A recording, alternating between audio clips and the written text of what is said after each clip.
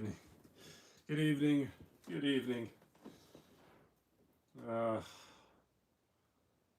know I'm starting a little early, but we're gonna let everybody get in here.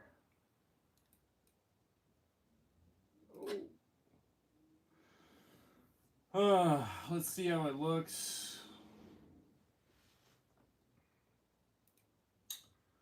I am very sick. Well, I'm not very sick. That's a lie. Less than a minute in, and I've already lied to you guys. You really trust me? I don't know. Have I already fucked this relationship up? Oh, man. There's something written behind me, but I don't think you can see it. Let's see. Yeah, that didn't do anything, did it? It says humiliation summer beckons. If I put it right here, maybe that might. So I'm actually, I don't know what you guys did to me in last perfect. That's beautiful. That's beautiful, isn't it? I don't know what kind of voodoo you guys did on me last time. I think I made a mistake with going live. I don't know what you guys are doing to me right now, but you guys made me sick. You guys made me sick. That's why I never went live before. I knew some freaky shit would happen.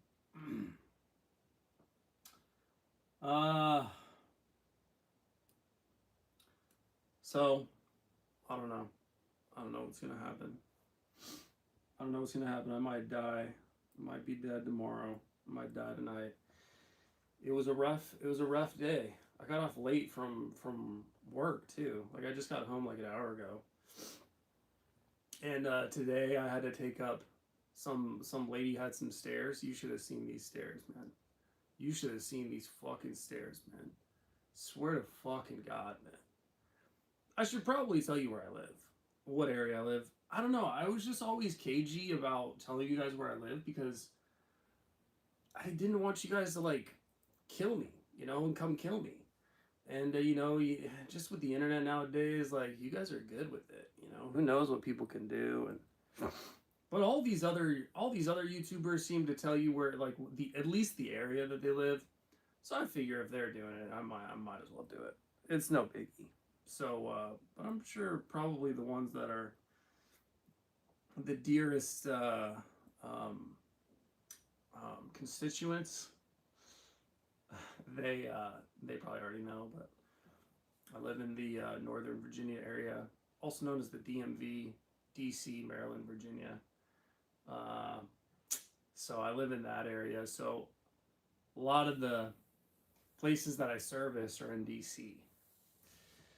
And DC, if you've ever been there, well, it's like any East Coast small sort of town. It's kind of like Boston, but there's just all these like places that are so small, and they have nonsense entrances and nonsense stairs. You should see the stairs in DC, man. They are terrible stairs in DC.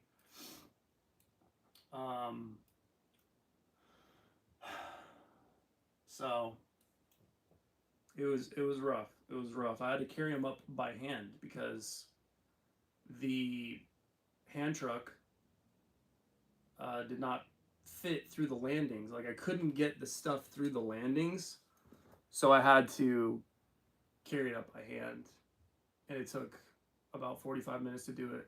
It was exhausting. I know I'm complaining, but and I was sick. I was doing it while I was sick.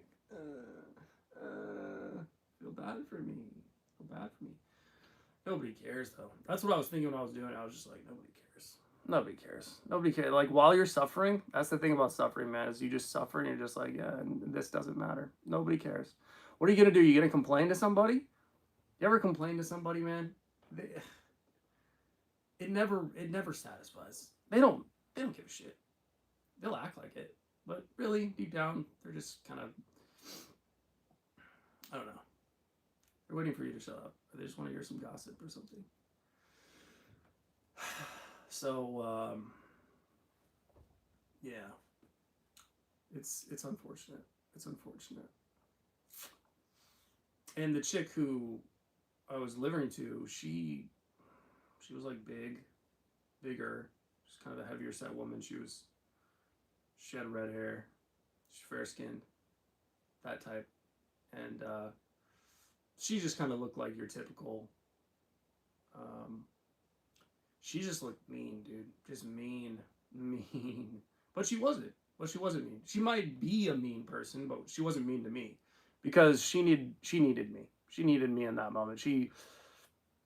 We had to do these. We had to get up these stairs, and she wasn't gonna do it. You know, she's. But I think she felt bad. But what is your feeling bad worth, really? Is it worth anything? No, it's not. You're still making me do this. Well, you're not making me. I'm getting paid to do this, but she had some looked like some Indian, which was wild. I went into their apartment and there was some Indian dude on the upper level. It was like kind of like a loft type thing. And I went inside and I would expect her to be like a single chick because she was not. She was not it, dude. She was not it. She looked like an HR manager, a property manager who smokes cigarettes and like eats, Wendy's all day. And she just looked like her best years were way behind her. Like she's carrying some weight, and so I just didn't expect there to be a male in the apartment. That kind of threw me off. And the dude was like, sounded Indian. You can only really I saw his skin tone. That's about it. So he could have been Mexican, he could have been Hispanic, I don't know. But he was on a conference call the entire time. So he's just on a conference call. And I'm like, you would be on a conference call, bro. Like, you're with this chick, like, yeah. She's dating men that are on conference calls all day and probably never leave their house. I'm sorry, man, but there's something about men who like are on conference calls. If you have a job where you're just like on meetings all day on Skype or Zoom in your apartment, I need you to go fuck yourself, okay? Because you're just ass. You're like ass, bro. You're the worst of the worst. What are you even doing? What are you even doing? You're not contributing anything. Like, your job's about to get replaced by a machine, bro. You're literally irrelevant. I'm carrying huge fucking shit upstairs, up flights of stairs, and I'm not complaining about it. I'm sweating, dripping, dying. I'm not making a peep. I'm using actual energy, actual watts. I'm burning calories. There's something about a job where you're burning watts, like actual calories, man. Like you're using actual energy. I feel like we're getting back to that. I feel like we're about to get fucking hurtled back into some ancient, time where dudes, you gotta, the jobs that really matter are like the jobs that like you actually have to use, blood, sweat, and tears for. Hard labor, you know what I mean? There's just something about these dudes where I'm just like, it's just like, dude, like you have to have, how can you even respect yourself? I feel like they're dead. I feel like their soul is dead. Like your soul has to be dead. Like how do you, like you're probably the most boring person. I guarantee it. I guarantee these dudes, if you're on Skype or Zoom meetings all day, dude, you're the most boring person in the world. 100% you are. 100% you are. Do you think maybe I'm just jealous? I'm not jealous. I don't think I'm jealous, but it's not that, dude. It's not that. It's just these dudes suck. Let's get some questions going. Nobody's asking me questions. Guys, come on. I have to pick some mods, so let's see. Oh, we got a super chat here. Just finished a 9-hour Abella Danger binge. What's up? Hell yeah. Hell yeah. Dylan, what's good? Hell yeah. 9 hours. 9 hours in the chair. My goodness, you are a fucking, you are a legend. You are an absolute trooper. Um, damn, 9 hours. You probably watched damn near every single one of her videos, probably. 9 hours is a long time, bro. Was that, were you edging for all that 9 hours? Because a 9 hour edge, a 9 hour edge, bro. A 9 hour edge. What are you? What are you nuts? What do you have, a death wish? What do you just not care? What are you trying to prove? What are you trying to prove? Are you trying to show us all up? I my longest edge was 5 hours. 5 hours, and I made a video about it because I was like I was just so shocked. I was like, I can't even believe I edged for that long. But I mean, I get it, dude. I get it. You know, you just sometimes it just happens like that. Sometimes it just happens like that. You know, you sit down, and the next thing you know, you black out for 9 hours, and on the other side of it, you know, there's just tissues everywhere, and you know, your fucking pants are off and your shirt's off and you're dripping sweat. And you don't even, you look in the mirror and you don't even want to look in the mirror, bro. You don't even know who that is. You know, it's like a Gollum. It's like Gollum, bro. God. Only racist mods will be accepted. But hell yeah, Dylan. Dylan's Saloy. Everybody get on Dylan's level, bro. That's what y'all need to be fucking aspiring to.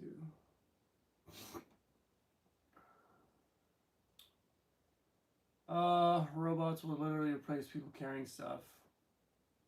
Yeah, but not if we fucking go to war with them, you know. Maybe, yeah, but that'll be way down the line, you know. That'll be way down the line. Who knows? I don't know about these robots, man. They're not really impressing me so far.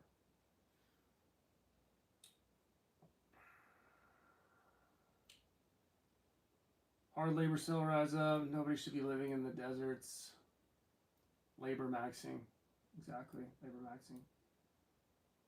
Jobs that require human discrimination will not be replaced.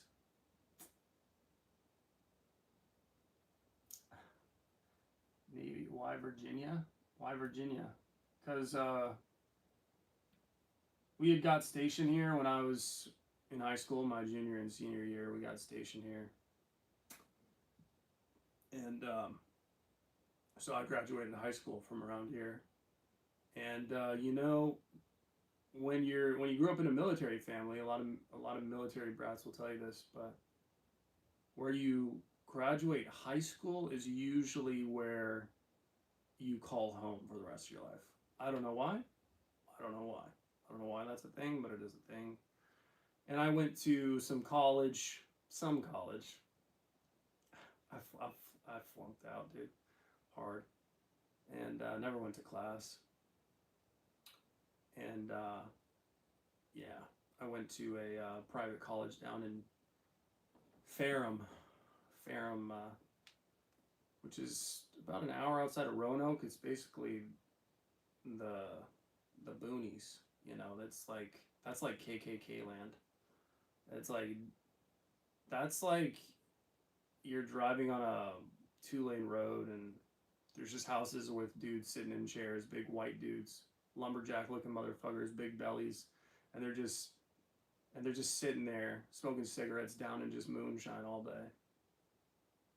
They're probably friendly as hell, you know, if you're white, obviously, but it's not where you want to be if you're of the African, um, you know, lineage blend, whatever you want to say. But yeah, so that's kind of where, you know, it's just kind of where I kind of feel like home is. I don't know. Seen any good movies lately? I have. I'm trying to remember. Let's see. The what was it called? Well, They Live. I watched They Live. That was good. The Thomas Crown Affair with Pierce Brosnan. That was actually pretty good. I think it's a remake though, but It was made in like the 80s or the 90s. Yeah, you guys should watch it. You guys should watch it. I'm trying to remember. There's something else that I've watched recently, but I can't remember.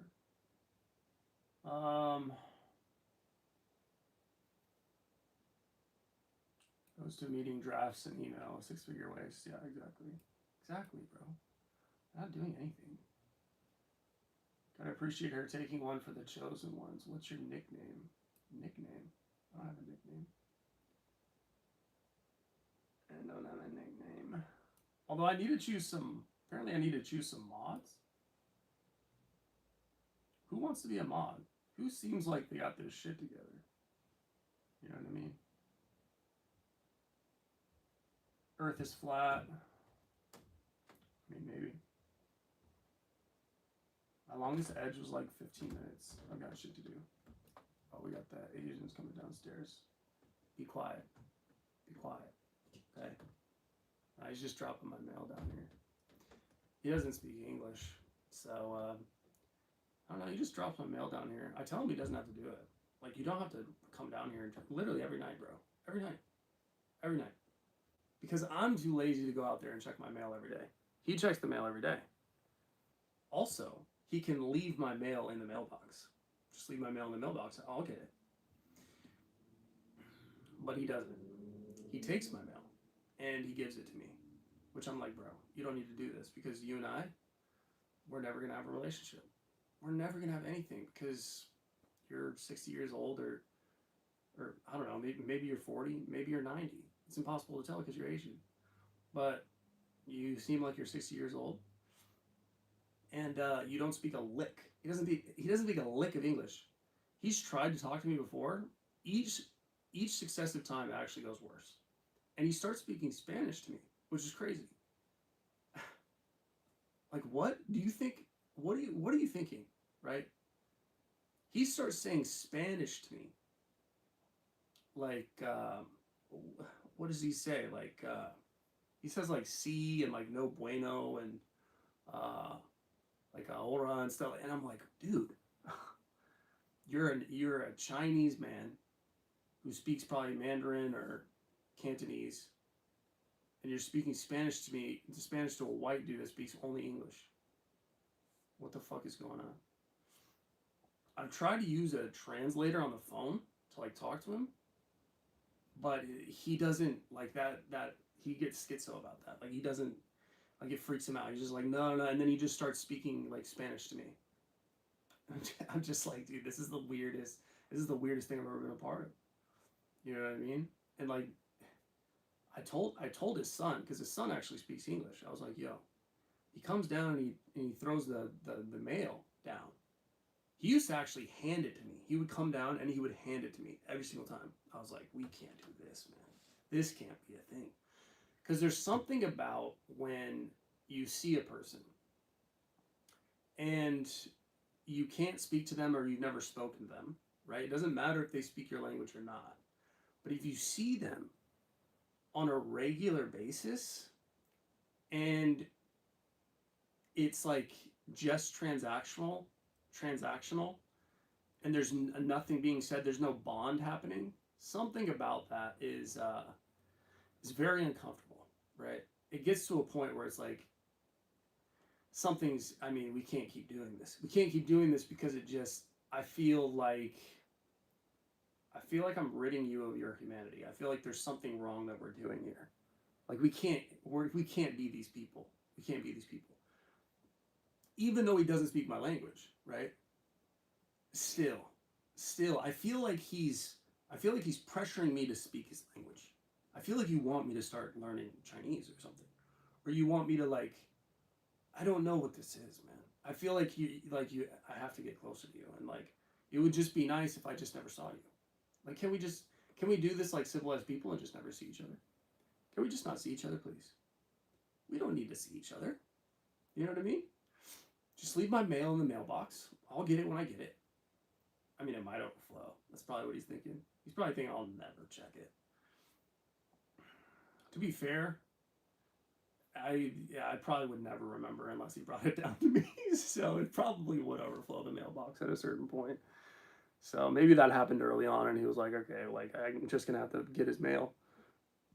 When he gets my mail, he's very nice, Chinese man, and he just dropped. Now instead of coming down and handing it to me though, I said, look, you can just have him. There's a landing up top of the stairs, and then there's a door. Just have him open the door and throw it on the landing right there. Just, meh, you know, just treat me like I'm like a hamster or something. And you're just feeding me. And but he did that for a little bit, and then he started actually. He comes down the steps, and then he throws it on the floor. Why do you need to come down the steps to throw it on the floor if you're not going to see me? But the nice thing is we don't interact anymore. We don't interact anymore, so it's not awkward. I don't feel like you know I don't feel like I'm part of a Black Mirror episode. You know what I mean? Um, my longest edge was like 15 minutes. I got shit to do, bro. What shit you got to do, kitty daddy? What shit you got to do? Longest edge 15 minutes? Do you know what you're missing? Do you know what you're missing? You're not even living life. You're not even living life. Come on. Come on. Live a little. What shit you got to do, bruh? You don't got to do shit. Ain't none of us doing nothing. Ain't none of us are doing nothing. Come on now. I don't care enough. Agreed. Did you jump from the helicopter to the water? What trainings you did in the pool? Do you still swim? I do not still swim. Um, I did not jump from a helicopter because that would have been after rescue swimmer school, which I did not graduate from rescue swimmer school because I got dropped. I got performance dropped. I didn't DOR, which is drop on request. That's when you raise your hand and you're like, I'm good. That's basically what they tell you going into the Navy is the only way that you'll ever get dropped is if you quit, right? You have to DOR, basically. That's the only way. Or you can fail PSTs to get into it. PST is like push-ups, sit-ups, and pull-ups, and mile-and-a-half run, and max push-ups in 2 minutes, max sit-ups in 2 minutes, and max pull-ups in 2 minutes, and then a mile-and-a-half run. And you have to get the mile-and-a-half under a certain time, and you have to get certain numbers in those 2 minutes of the other exercises, and that's how you qualify physically anyway for these programs, these special programs. And so if you fail that, you can't actually not get in. You have to repeatedly do this throughout your DEP, which is pre-boot camp, in boot camp, and then you have to do it post-boot camp when you're in what was called preload, which is that was basically your pre-training before you classed up for RSS. But they tell you that the only way you'll fail really is if you quit. Like just don't quit. That's what you hear all the time, right? That's what you hear all the time about like Navy SEAL training or rescue swim training, any special program training. Just don't quit. Just don't quit. Just don't quit. It's not that simple. I learned the hard way. I learned that for myself, and that was very disappointing. That was very disappointing for me because I didn't quit, but they just dropped me because I was falling behind. I wasn't fit enough. But what trainings did you do in the pool? Brutal trainings. Brutal. Underwaters were the worst. So it's a 50-meter pool. A lot of you can probably do 25 meters underwater. Was it 25 or 50? It wasn't a 50-meter pool, I'm sorry. It was a 25-meter pool. 50 is a long one. It's a long pool. It was a 25-meter pool. A lot of you can probably swim underwater 25 meters. But the thing was it 25 meters? Yeah, it was 25 meters. The thing was we had equipment on, so we had to put a helmet on, and you had to put your snorkel on, your goggles. You'd have to wear a wetsuit, and you had fins, which was nice, but your gear, and you also had a harness. So like your gear, like you had like a metal harness and like a wetsuit, you got the helmet. The helmet is so buoyant, like the helmet floats, right? So you're trying to kick yourself underwater while you have a helmet on. It's literally like a skateboarder helmet. It looks exactly like a skateboarder helmet, and you know, like one of those dome looking helmets, and you have to kick underwater and get underwater, and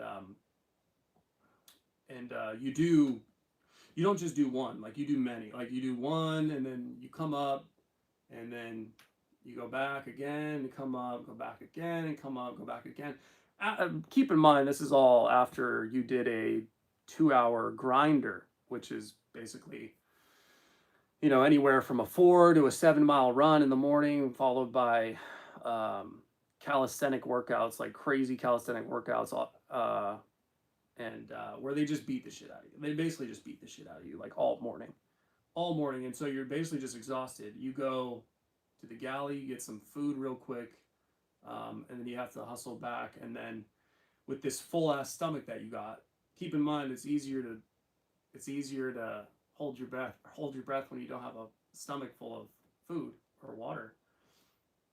But now your stomach's full, and then some guys purposely didn't eat or drink that much because it hampered their performance on the underwaters. But then you have to go back, and then you probably do all these. You do class, right? You have to do class, you know, which is bullshit. I mean, they basically give you all the answers, and but it's class, and then you have to do all these trainings in the pool, and a lot of times um, you do like just regular swimming, like a lot of swimming back and forth, and then you do underwaters at the end when you're the most tired. They want you the most tired. So underwaters are always the last thing you do before the day ends or before you go to like your second class and then the day ends. So like underwaters were like the final thing, and they were always the thing that I dreaded the most because I was like terrible at them. And but yeah, you have to kick yourself down underneath, because if you don't kick yourself far enough, you'll just surface. You'll just surface. You have to work so hard. So you're working like crazy hard just to get under the water. And you're in the shallow end too. So it's even more difficult. Actually, it's more difficult in the deep end, I think.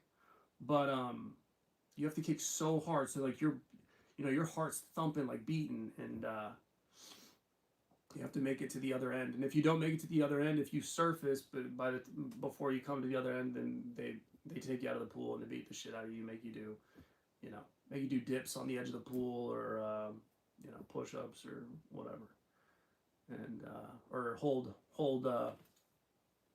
the leaning rest position, and the entire time they're just screaming at you, and you have to actually work extremely fast to, when you line up at the pool, you have to work extremely fast to put on your gear. That's actually the first thing that if you don't put on the first thing that they ever did was, you have 20 seconds to put on your gear, and it's like, you got fins, you got your booties, and then you got your fins, and then you have to get in a certain position too. So it's like you have to put on your gear, you have to put on your helmet, put on your goggles and snorkel and everything, and you have to put on your wetsuit and harness and shit, and then you have to sit on the edge of the pool in a certain way, and then you have to say like swimmer ready or something like that. And if you don't do it in a certain amount of time, they'll take all your equipment and just throw it in the pool. And then you have to, and then everybody else starts, and they start doing their thing, start warming up and everything, and then you have to go and like collect all your shit from the bottom of the pool, like all scattered throughout, everywhere. And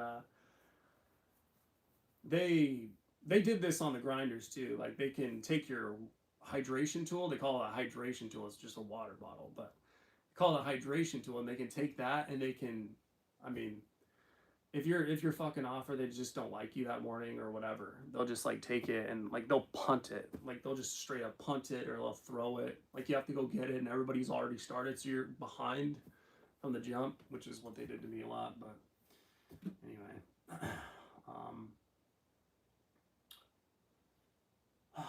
what other metal bands are you a fan of? I was just listening to some metal bands today. So Rivers of Nile. So I've said Gojira, I've said Vidyartha, I've said Meshuggah, Mastodon, The World is Quiet Here, um, Rivers of Nile, or Neil, or however you say it. Um, I do like Dream Theater, even though it's not really like hard metal. I do like some Dream Theater, even though I haven't listened to a ton of their discography. But um, I also what's the other one? What's the other one? Opeth. Opeth has some good stuff. Um, yeah, I was just listening to some Gojira today and Mastodon. Both are just phenomenal. They're so groovy. I really like groove metal. But the thing about Meshuggah and Vidyartha and Gojira is I feel like they all have their own unique sound. Meshuggah definitely has a sound, and they were the pioneers of basically all the metal that you hear today. But they're just not melodic, but they're tight as hell. Like they're so technical, it's like it's crazy. But Vidyartha definitely made their own sound. They got like their sound is so unique. It's so like creepy and ethereal, but at the same time, it's so dope. And then Gojira has their own sound too. Like you know when you're listening to any of these bands because you're like, okay, I know what that sounds like. Um, who broke your heart? Uh, Many women. Actually, how do you feel the first live stream went? I feel like it went pretty well. I don't know. I feel like I was talking too much. I feel like I want to give shorter answers, but I feel like it went decently. It went a lot better than I thought it would, that's for sure. Did you vacuum the carpet in preparation for the weekend? I did not. I did not. Passport maxing for the Iran regime change. Is this a video? I'm guessing you. Alright. He allowed. Maybe I should make you a mod, Allah5555. Maybe I can make her a mod. That is moderator. Managing moderator can manage blocked words and change chat modes and live. Also has capabilities of standard moderator. Can review and remove chat messages. I'll make you the managing moderator. How about that? I mean, I don't know if you wanted to be a moderator, but you are now. Just tell me if you don't want to be. But I made you. I made an executive decision. What do you guys think of? So I was thinking about names for you guys. What do you guys think of the board? Like you guys are the board members. The board. Good evening, board members. I like that. It's kind of classy. Kind of implies that you have some sort of say in the direction of what I do and how I speak.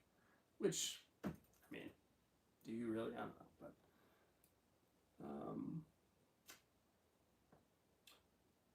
sorry, I gotta get to these. Gotta get to these questions, man. Gotta get to these questions. Oh man, there's a lot. There's a lot in the chat, huh? There's a lot.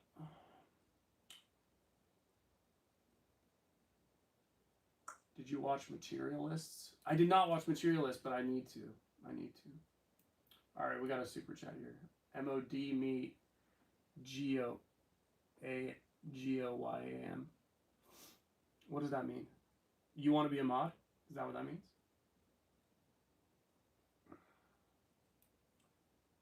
Remind me of my electrical teacher.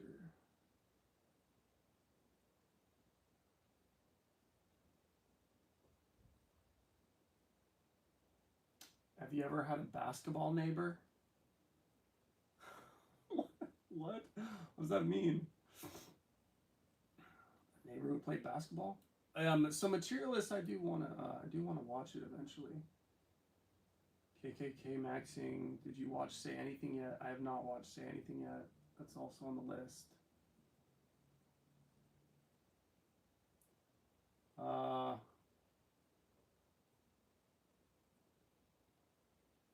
Sorry, I'm just trying to find some good shit here. Have you researched avoidant attachment? I have not. Do you have some insights? Everybody wants to be a mod. You're gonna have to prove it. You're gonna have to prove yourself. I made what's her, if it's a she, it's impossible to know if these looks like a woman from the profile, but it's impossible to know nowadays. But whoever they are, they were actually acting like a mod, without me even. They weren't just begging for it. They actually were doing it. They're actually already doing it. She was born, or he was, let's say she was born to be a mod. What's your opinion on Richmond, Virginia? It's all right. It's all right. My boy lives there.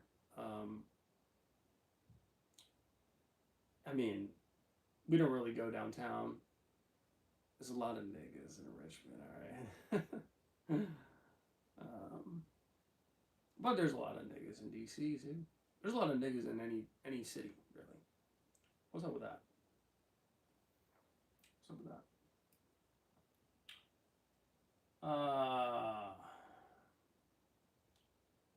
The boomers are all getting very old. Bro lives with Ricel. Hail Satan, como estan? You live in a rice cell. You and John McCain would make good buddies. I don't know that joke. Probably make a good joke. Spanish is too fast. I love every other language on the planet besides Spanish and also Hungarian. That's random. I want you to read Aquatar and make a video roasting it. No promises, but I'll put on the list. That halftime show pissed me off. Yeah, that halftime show was whack, bro. Whack. You talking about the Super Bowl one? Dude, I was watching that halftime show for the Super Bowl. I was like, we're all fucked, man. Like, this is over. It's wrapped. It's wrapped. It was just, it was just, what's his name? Bad Bunny? Just all this, like, Hispanic, like, Mexican shit. Like, which is, I don't know, just fucking, it felt like they were trying to shove it down our throats, like, of course, at the halftime show, the Super Bowl halftime show, the most watched thing in the world. You have to fucking do that. Oh, what happened, man? What happened? Whatever. It's just gonna keep getting worse, they're gonna keep getting more egregious with it. Yeah, we all know this.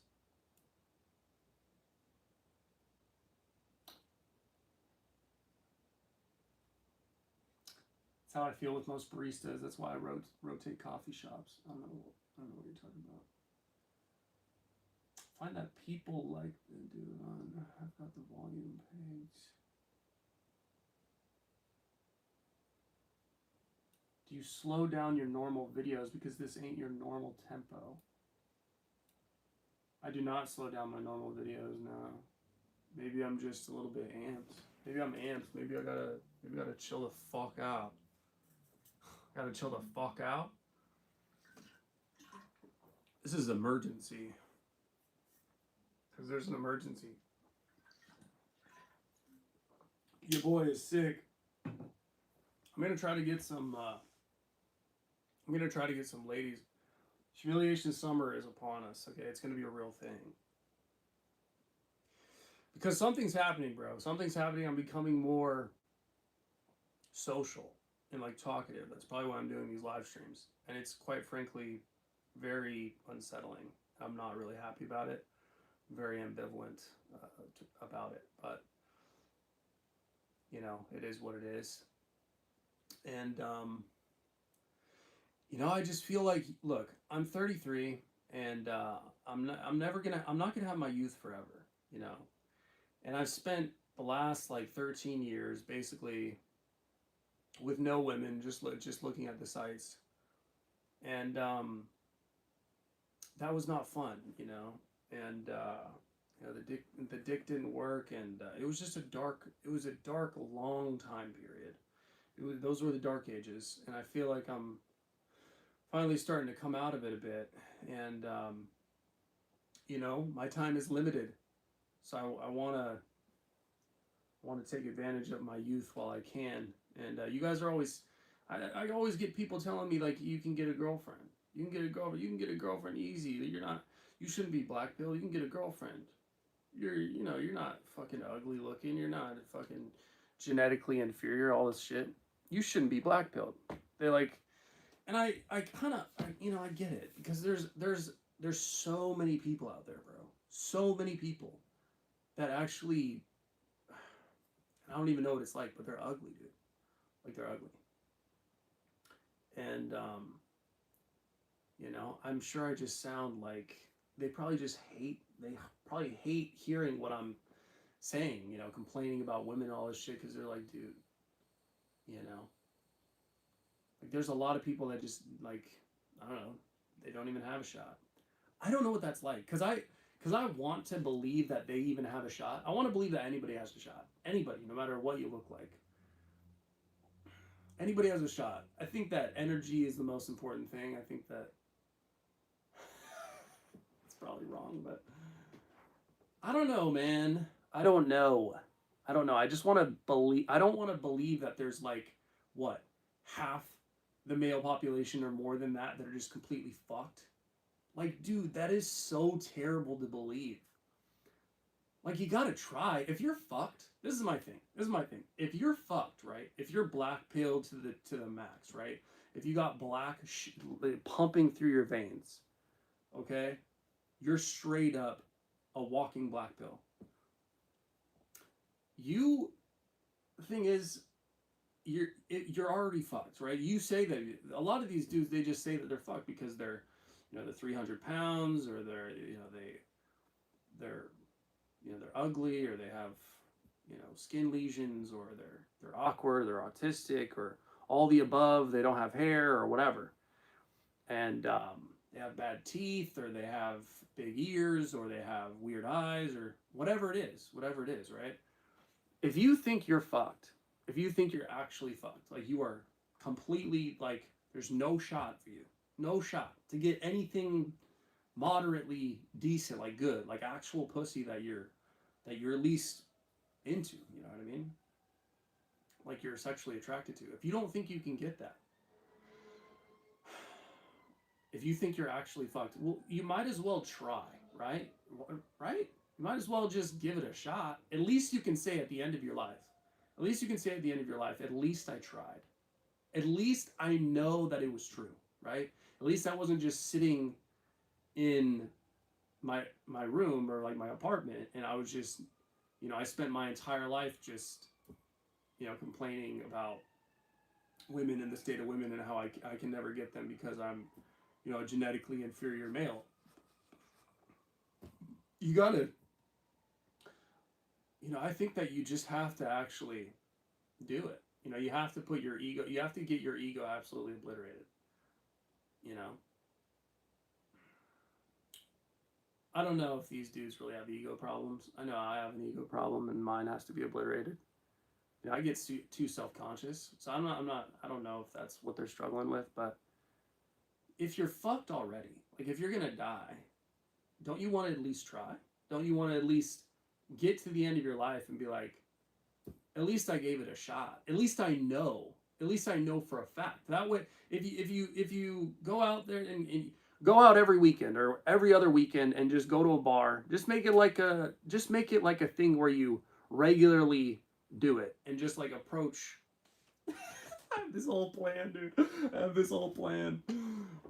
Humiliation summer brackets, dude. And it's for me and it's for you. It's for everybody. It's for all males. Okay, because the women are not going to do anything. They're not going to approach. They're just gonna die waiting for us. Okay, we're gonna have to be the ones. But if you just every other weekend, once every couple weeks, one Saturday, go out to whatever spot, a bar, or go to a dog park, or just spend a day where you're in social situations, women are around, and you just go up to women, and you shoot your shot. Now, obviously, there's a way to shoot your shot. I thought about this today, and I said I wasn't going to think about it, but I'll get into it. But shoot your shot, and that way, at the end of your life, when you got no bitches, right? Say you failed 100%, right? No women wanted you. They all gave you like, ugh. They're just disgusted with you. Ugh. Like making a fool of you. Okay, like you move on to the next one. They do the same thing. Say you do that all, dude. You do that for enough time. You're not even gonna care anymore. I promise you. I mean, either that or you're gonna off yourself. But no, nah. If you have good habits, if you have good habits, if you're like down in a bottle of Jack Daniels every evening, then and smoking, hella vapes, like vaping every 5 seconds, and playing 10 hours of Fortnite, and smoking weed or whatever. If you're on a little bit of meds or whatever, yeah, your brain's probably gonna go in a pretty bad space if you keep doing that. But I feel like if you get as sober as possible, just get a cranberry juice at these bars or something, and you just let it hit you every single time. Just let it hit you. Just let it. You just feel it. You feel the rejection every single time, and just keep shooting your shot, and just don't take it so seriously. At least you can say at the end, like, I tried. Like I did everything, and I know for sure that like it was because I was genetically inferior. The black pill is real. Love is a lie. Energy is a lie. Personality doesn't matter. The X factors is not a thing. It's purely biological. It's purely, you know. Then at least at least you can rest well. Rest easy, my sweet prince, for eternity. You did what you did what you could. You did what you had to do. You know what I mean?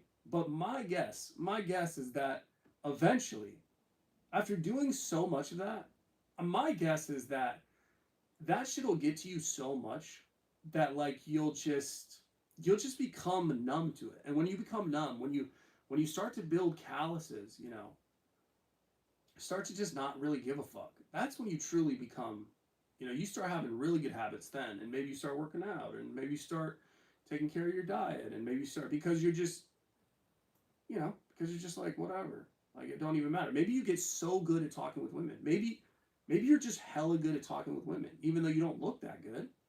Maybe you get hella good with it though. Like some women, I'm telling you, bro. I think women are more into energy than they are anything else. Energy is everything.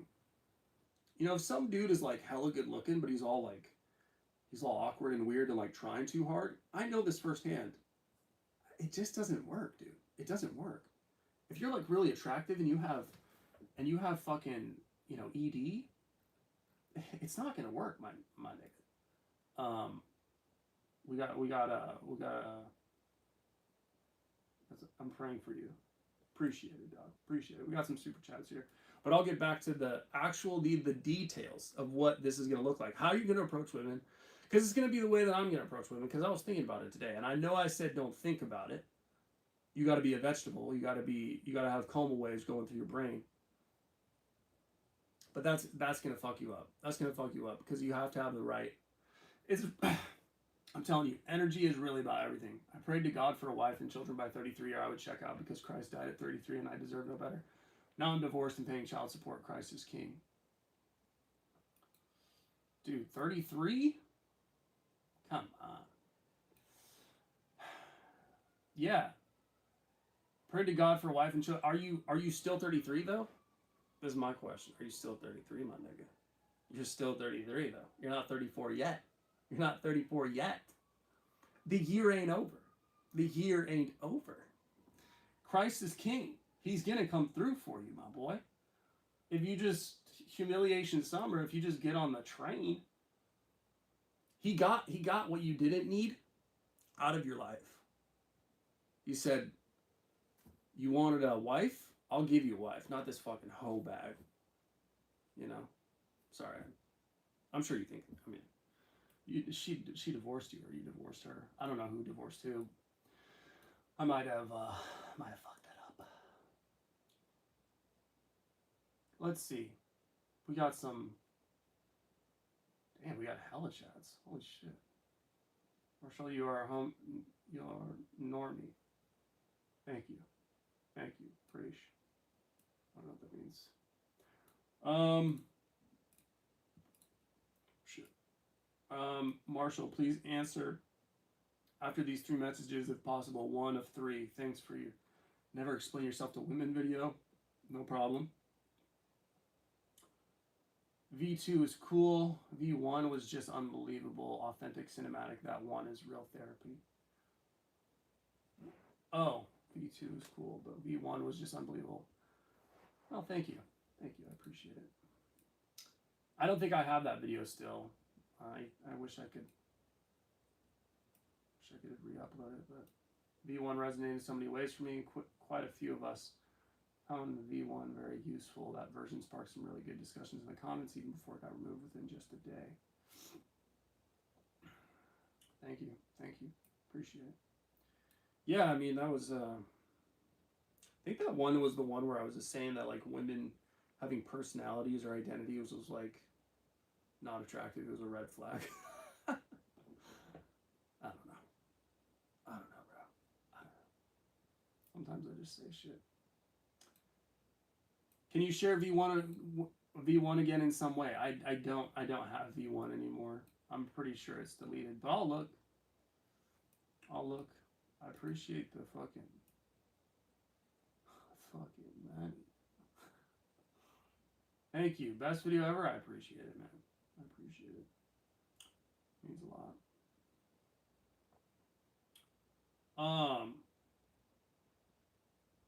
All right, so the way we're gonna do it, right? The way you're gonna do it. The way I'm gonna do it.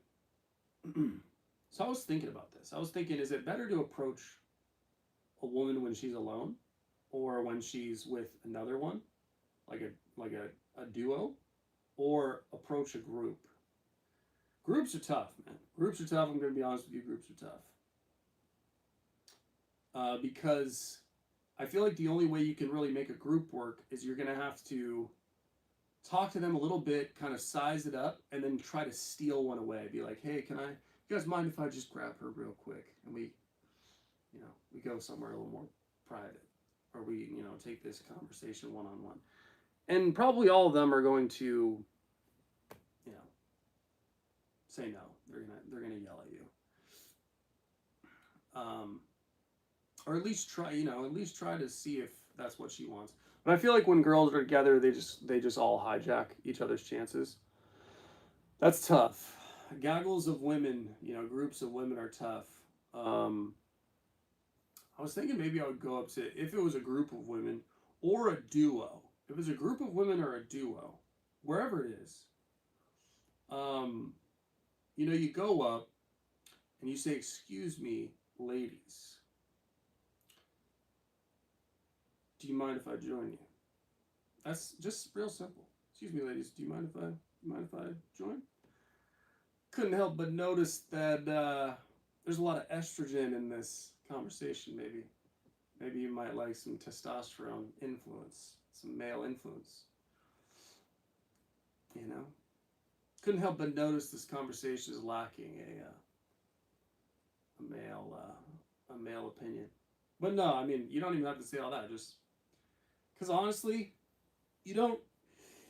That would probably be what I say after they say like why,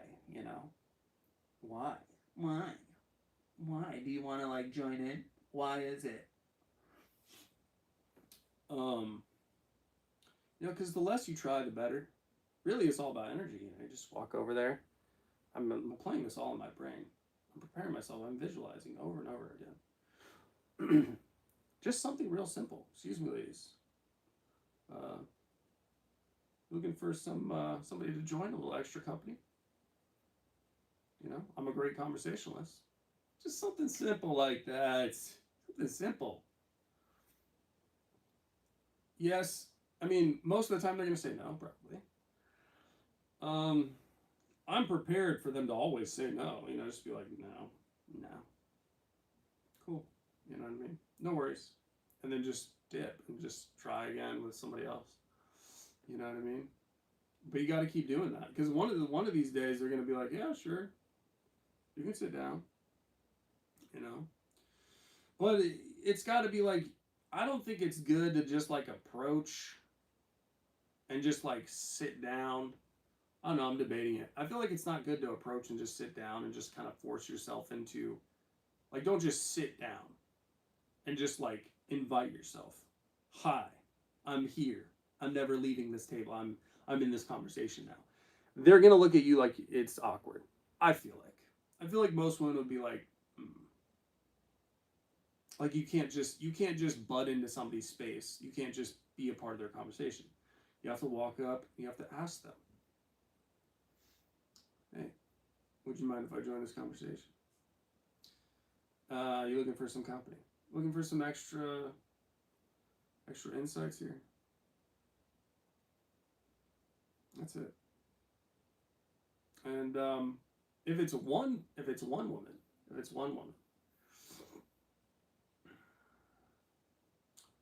I think you just have to say hi, and then you just introduce yourself. Hey, excuse me. Hi.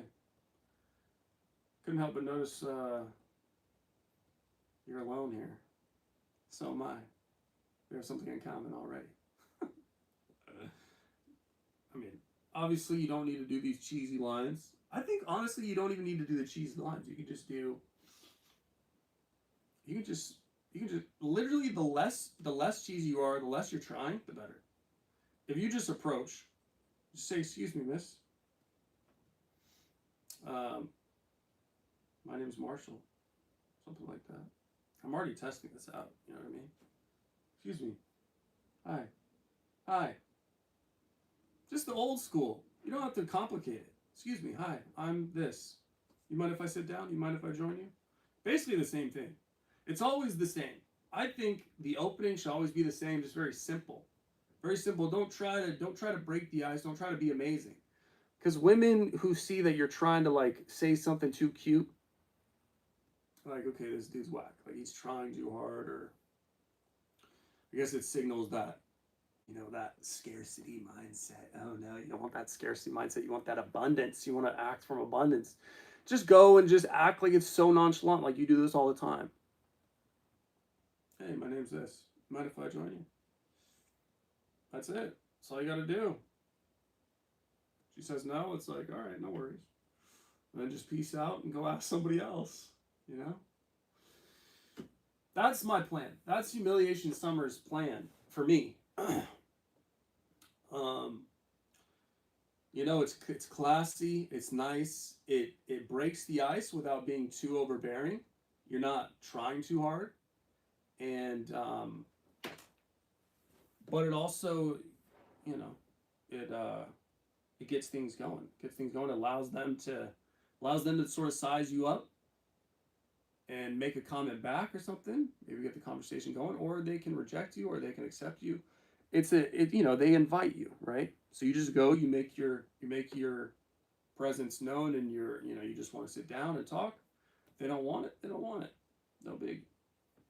It's that simple. That's my plan anyway. We'll see how it goes. I'll probably crash and burn, but um, let's see. Let's get to the. Did we get another?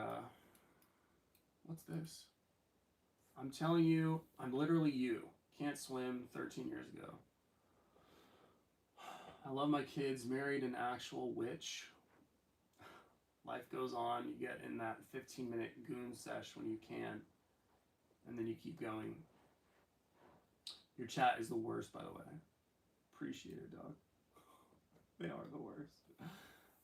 But they're the best. That's a why. They're the worst. They're the worst because they're the best, and they're the best because they're the worst.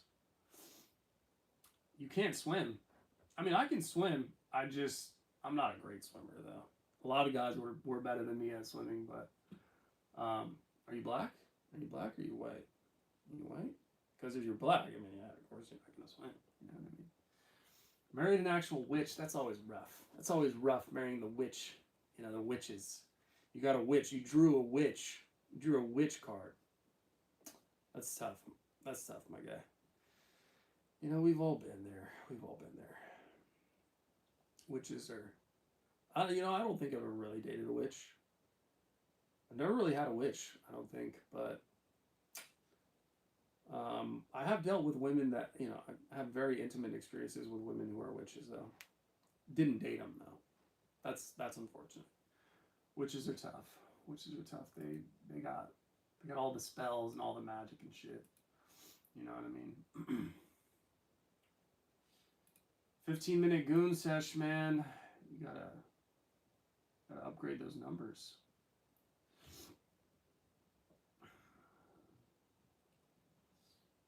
Turn up the volume, dude. Come on. I don't know what you want from me. I'm trying to get closer to the fucking phone or whatever. All right, what else are people saying here? Is it better now?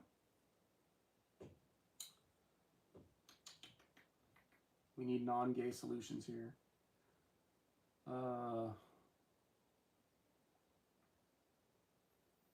Read Colin Flaherty's books. Okay.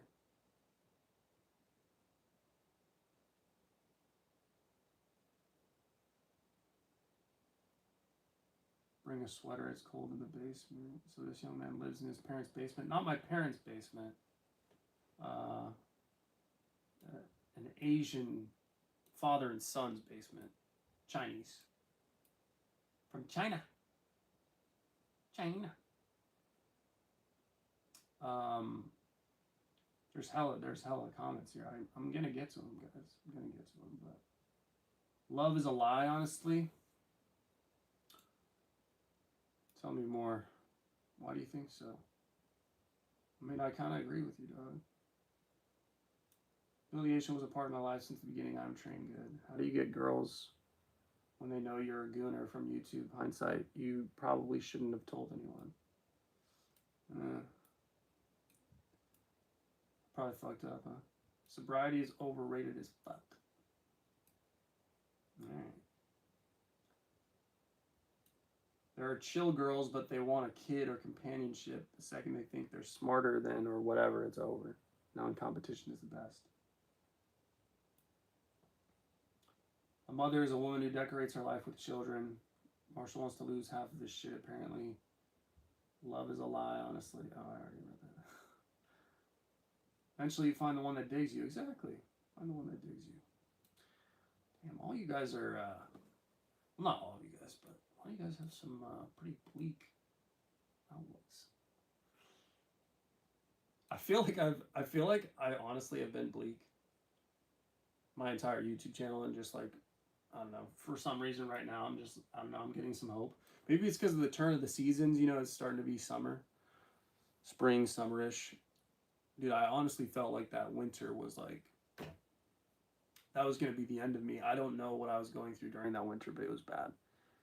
And it might have been just sort of just a phase, and now I'm kind of coming out of it.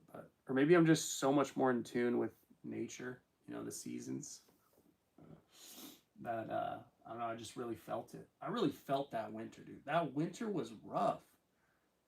Was that rough for you guys? Because that shit was rough for me. Like, it was terrible. I don't remember a winter like that, really, ever. So, the weather's getting a little warmer now. The sun's kind of out. And I'm starting to get a little more talkative. And I'm just starting to have hope. I'm starting to have hope. Starting to believe in stuff again.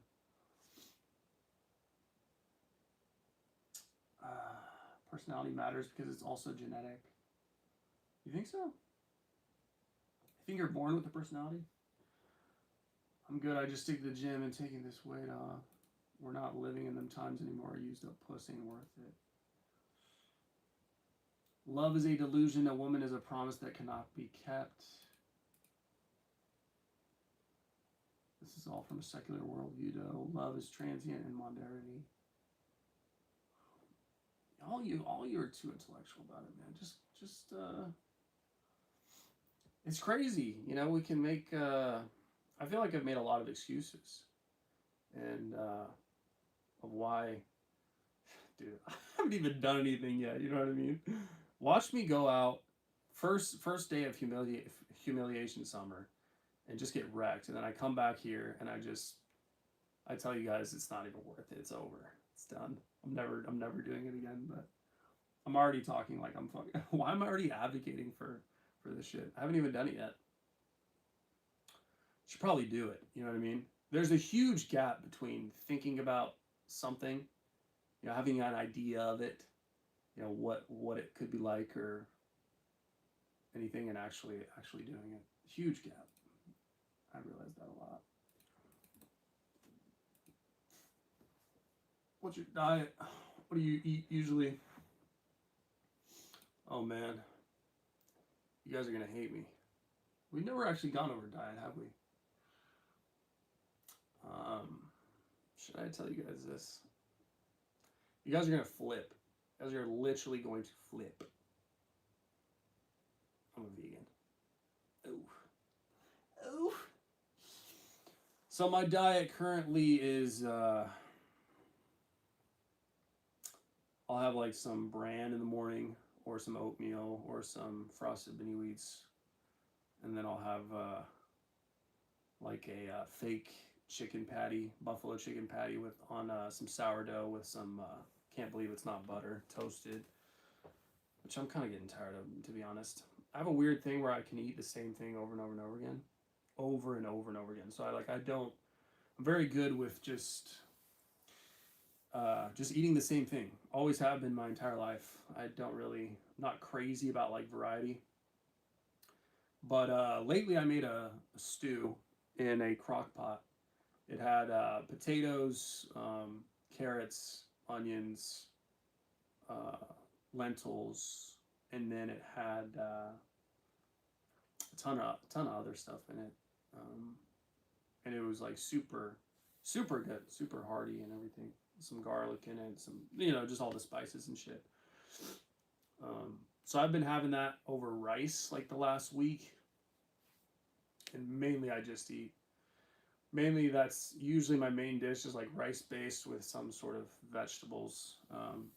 Well, for a long time I was doing like broccoli and peppers and onions, mushrooms in the air fryer because I don't have a full kitchen. So I would just cook that up, and then I put some sort of fake meat, like maybe some Impossible with some rice, and usually I cook the rice in a vegetable bouillon, so it's like nice and it just tastes good. So I'll put that in the rice cooker, and then I'll just mix all that together, and it's pretty good. But I have been ordering like a lot of Uber Eats, like the last, not this month, but last month, like, and the month before that, like January and February through winter, I was eating a lot of Uber Eats. Like Thai, I mostly just eat like Thai for some reason because it's just, I don't know, it's just easy and it's cheap and it's tastes pretty good. But um, yeah, I wanna get away from that and start just. I'm really trying to get into using the crock pot now, but I make sure that I have some vegetables and some high fiber. I try to eat pretty high fiber vegetables. My starches are like rice and like bran and stuff, and that's pretty much it. That's pretty much it. So I've been a vegan for since 2015, so 11 years now, and except for boot camp, I had to be vegetarian. Although I'm kind of vegetarian because I'll have like Doritos and stuff. I'll have things that have. I think my fake meat, some of the fake like chicken and stuff has some milk and like eggs in it, or probably has milk in it. I'll eat donuts every now and again, so I guess I'm like mostly vegan, but sometimes vegetarian. And yeah, sure, everybody. I'm surprised. I'm surprised I didn't lose all my viewers. You know what I mean? Do you have any bad habits at all? Yeah. Um, jerking off to porn, jerking off to interracial gangbangs. Yes, that is my bad habit. That is my vice. Okay, not really a fan of that. Are you a Christian? I'm not a Christian. I grew up Christian. I grew up in a religious household, but I'm not a Christian. No, I believe there's a higher power, but I'm just not. I don't really adhere to the Bible per se. But for sure, there's a higher power. 100%, there's something called God for sure. Um, I think there's a way that a way to live that sort of is in God's prescriptions or adheres to this sort of higher order or something. But I don't know. What if you begin to sing a song from the Doors? I don't know any Doors songs. How do you go from black pill to circling back around to think you stand a chance? You do you, bro. Bro goes live and gets blue pill all of a sudden. What the fuck? Amen, Anna Cramling. Anna Cramling, she's a chess player, right? She's kind of hot. She's blonde, right? I don't know. Anna Cramling kind of, for some reason, she just kind of reminds me of a porn star for some reason. I feel like she would be a woman that I see in porn. I don't know. I don't know what to say. I don't know what to say to you. Crisis King equal virtue signal. Possible. Possible. World chess champion is Indian Gukesh. Isaiah, why are you talking about chess? Isaiah. Gukesh. Isaiah, are you Indian? Humiliation summer. I was afraid of 33 so much, but actually crazier things happened later. Don't tell me that. Don't tell me that. Do a cold approach tomorrow. No excuses. I actually, dude, I wanted to. So here's my plan. Is you guys know that I deliver and pick up stuff in my job, and I meet a lot of women like sort of one-on-one. My plan was to if any of them are kind of good looking and I'm kind of feeling them, they got good energy, and I'm kind of like, all right. And I see the inside of their apartment, and it's not an absolute pigsty. It's actually like nice, smells good. I kind of like the energy. I like the vibe. Then what I'm going to do is I'm going to get the signature, and I'm going to be like, hey, would you like to get coffee with me this weekend? That's all I'll say. Hey, would you like to get coffee with me this weekend? But I'm not going to stutter. I'm not going to, it's going to be. Hey, would you like to get, God. Would you like to get coffee with me this weekend? Absolutely not. All right, cool. Peace. Thanks. I'm just going to go off myself.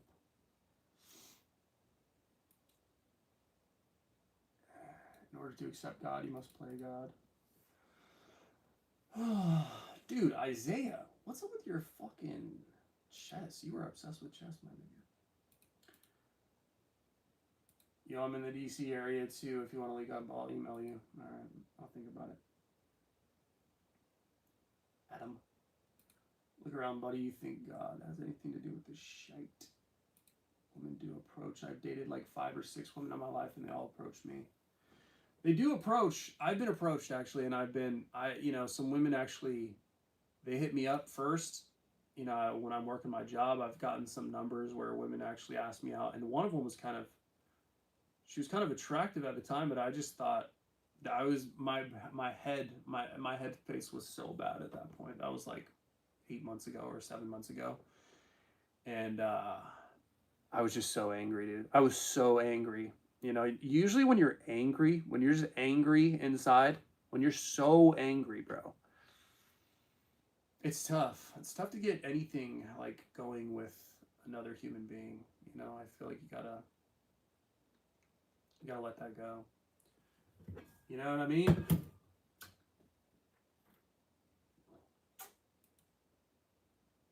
But yeah, women do approach. If a woman ever approaches you and she's half good looking and she's like kind of cool, I say go for it. I say just bag it, dude. Just do it. Just do it. What's the worst that could happen?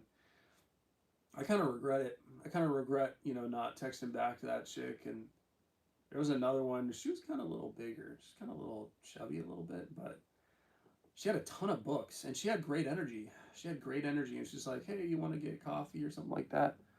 I don't know. She might have had a fat ass. And I just like passed that up. She lived in a basement in DC. And I didn't even respond. I didn't respond to either of these women. And they were both not that bad. The one was a little bit heavier, but the other one was, I mean, she kind of looked like she had a banging body, and she's not that. I mean, she was pretty. She had a good face. I don't know what I'm doing, dude. I thought, they would just see where I live, and they would just be like, yeah, nah, you're fucking. They would just pull out a gun and just shoot me in between between the eyes, like literally.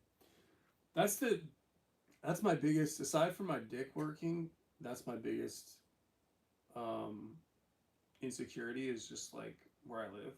Even though I make it nice, like I make it nice. It's nice, like it looks nice, but it's not the biggest place. The space itself is shitty. The space itself, without my influence here, without what I did to it.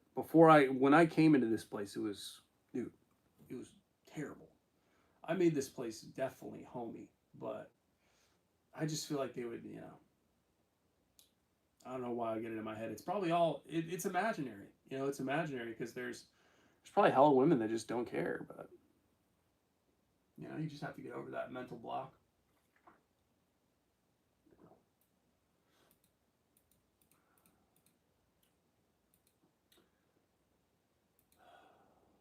I think women they get angry too, dude. They get emotionally unavailable. I've been emotionally unavailable for a long time.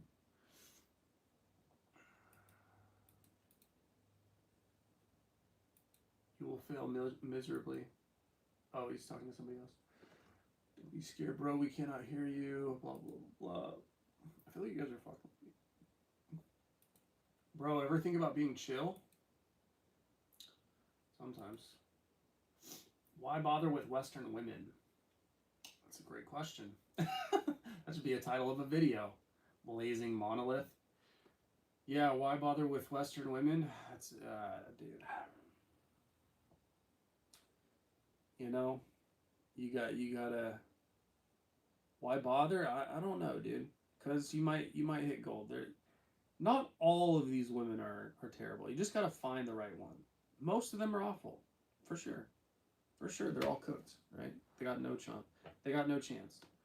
They're probably the worst women in the world, right? Western women, American women specifically, are probably the worst women in the world, okay? Objectively. And but it doesn't mean that they're all bad. You just gotta find someone. I just don't want to think, they're all cooked. I have to move to a different country. They still have my culture. They grew up with a lot of my values. They're intelligent. They watch probably the same things. They probably want to do the same things. They're not going to talk shit to their brothers and their mother and their family and their friends in a different language than me. And their culture's not wildly different. I'm gonna have to like assimilate or like kind of, you know what I mean? Like I don't know. It's just easier.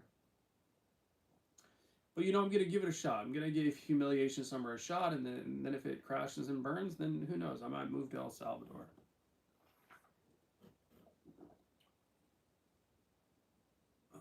Just trying to get into humiliation ritual. Yes.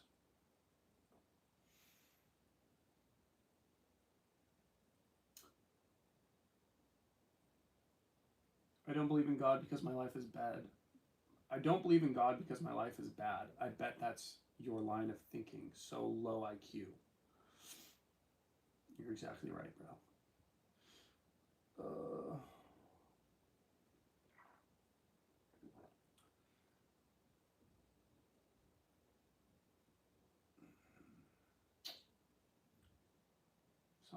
some of these things I just have no clue what the hell you guys are saying.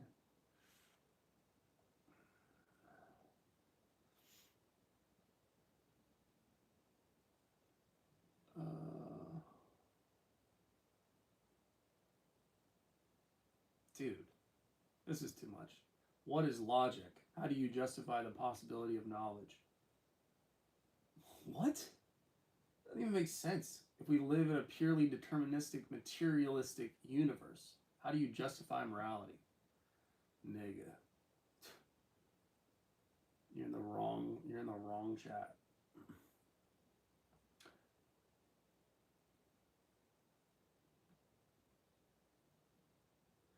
Do what Joey from Friends did. How you doing? How you doing? How you doing? How you doing? How you doing? Yeah, I don't think they would really like that from me.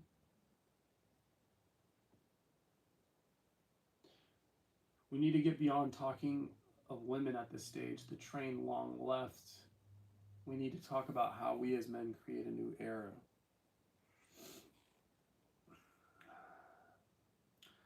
I mean, y'all can talk about that. I don't really give a shit.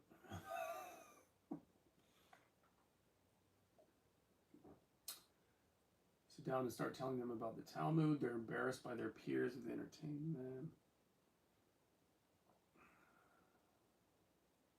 You should sit next to them and take out a Game Boy Advance to play Pokemon Leaf Green in the bar. I will not be doing that. Bunch of nonsense. It won't work unless you're attractive. Hey, you won't know unless you try. Never know. Never know. Nobody's liking this. They don't really like it. They don't like my arc. They don't like my change here. They're not really feeling it. They just want negativity. Want to give up hope? I do notice that about YouTube is like, you basically just have to be negative. The more negative you are, the more division you are creating in your videos, the more YouTube will push them. And it's just something that I just don't want to be a part of anymore. Doesn't mean I won't slip back into it from time to time, but or fall, into that category unintentionally. But I don't want to be a YouTuber who wants to, just purposely create division and negativity just for the sake of views, Just because people get a lot of views, I don't know if it necessarily means that it's the truth. It's just what everybody believes. Now, a lot of people, there's debates whether what most people believe is true, is that just the truth? It feels like the truth because everybody believes it, right? What is it, I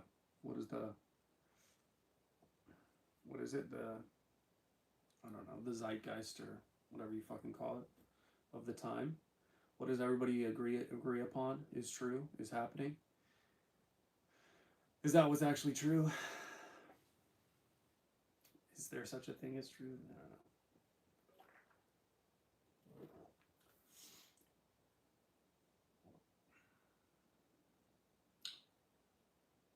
Some of us in the chat have done a decade of pickup. LOL. Go try it. The field has changed a lot since the PUA days. I'm telling you, bro, I'm going to change the game when I get out there. The pickup. I'm not trying to pick no girls up. That's the thing, man. It's not about picking anybody up. It's just about having a conversation. It's just about sitting down and being cool and just talking with you're outcome independent. Don't matter. You're just there just to chat and see what's up, see the vibe. There's no goal. There's no goal. There is goal, but on top of the goal is the absence of a goal. The pretense of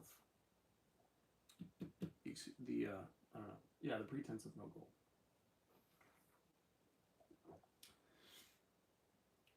We need to get to a level. Well, you already. Some of these comments I'd be rereading. You got to be a little unserious. Serious, unironic energy is a turnoff. That's exactly right. That's exactly right. Matrix Invader. There needs to be playfulness in how you're talking. That's exactly right. That's exactly right. That's the problem.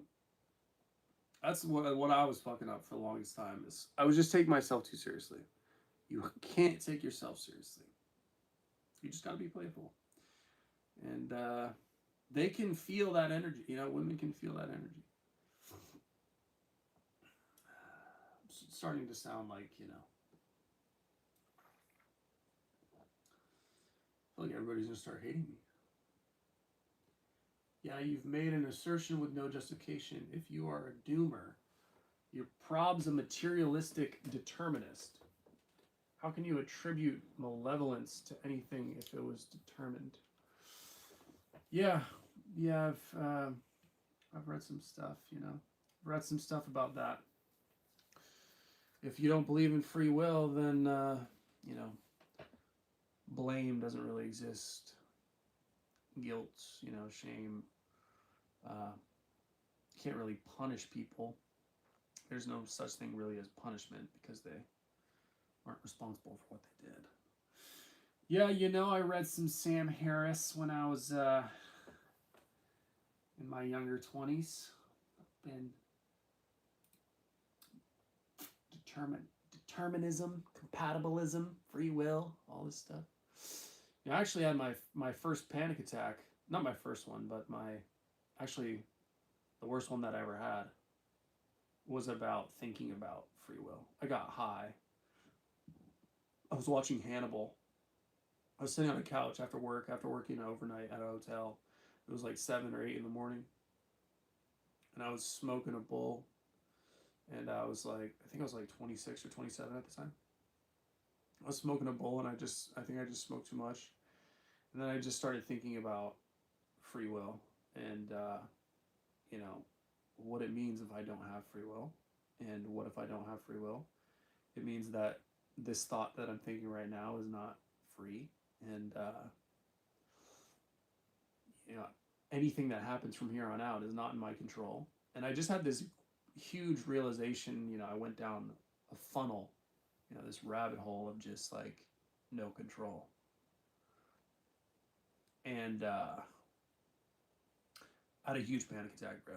I was literally gonna go to the kitchen and get a knife and fucking kill myself because I was just like, I can't.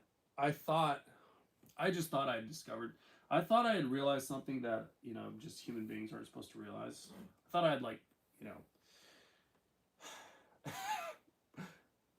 woken up out of the Matrix, or that I'd learned something that just wasn't meant to be learned or something. Because I had convinced myself of that too while I was high. And mind you, I was a very high cortisol person for the longest time. So my cortisol was just always elevated. But then when I would smoke or think, you know, uncomfortable thoughts, then it would just absolutely explode. And I had this panic attack where I was just like, I don't know how to make this stop. Because if you ever had a panic attack, if you try to make it stop, it actually just gets worse. So that's the thing about panic attacks is the more you try to stop them, the worse they get. And panic attacks really teach you the art of surrender. You know, you have to basically just, and it's an art, really. It's more an art than, anyway, I'm getting too much here. But yeah, that was back when I lived in LA in the ghetto.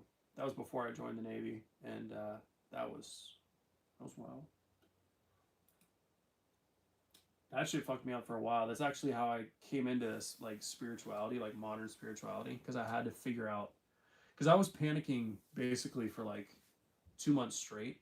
Like I was just having like a straight panic attack for 2 months. Like it was always there, and I was always like, what if? I was just so terrified, you know, that I just my mind was broken or something. Like I'd gone insane, or like I can't fix this. You know, I thought I had to be institutional. I should be institutionalized or something. It sounds crazy, but you know, when you're high cortisol and you're like doing drugs and it's crazy. Like the mind, you can just get in a really bad place. But that was the only thing that really helped. That was the only thing that really helped was spirituality. You know, that was the only thing that helped me because I had to figure out how to have some sort of control of my mind. And the only way to have control of your mind is just to not have control, is stop having control, stop wanting control over it.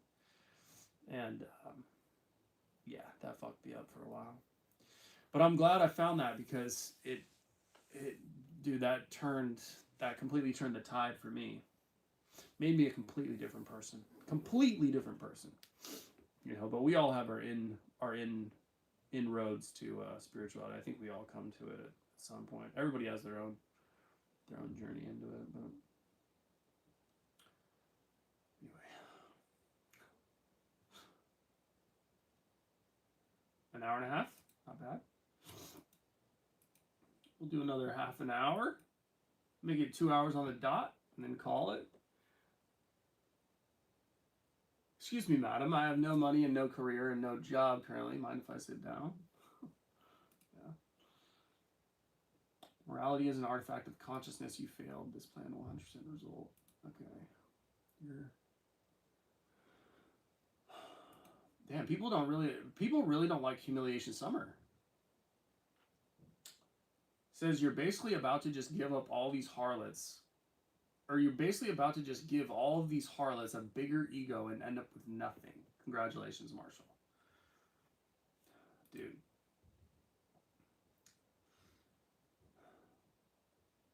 Maybe we'll just give him such a big ego that it pops, you know. I don't know. I kind of feel bad for women, dude. They're, you know, you have to feel bad for them. They're in such a rough place, you know what I mean?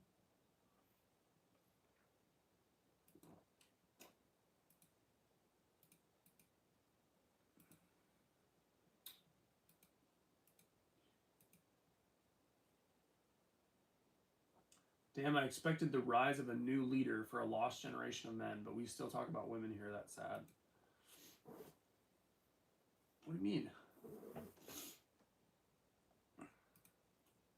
Just get, you know,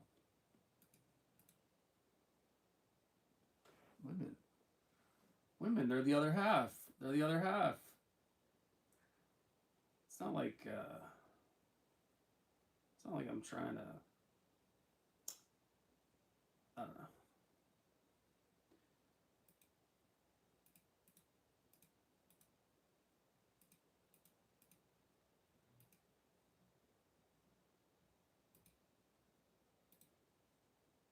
Real witches are scary.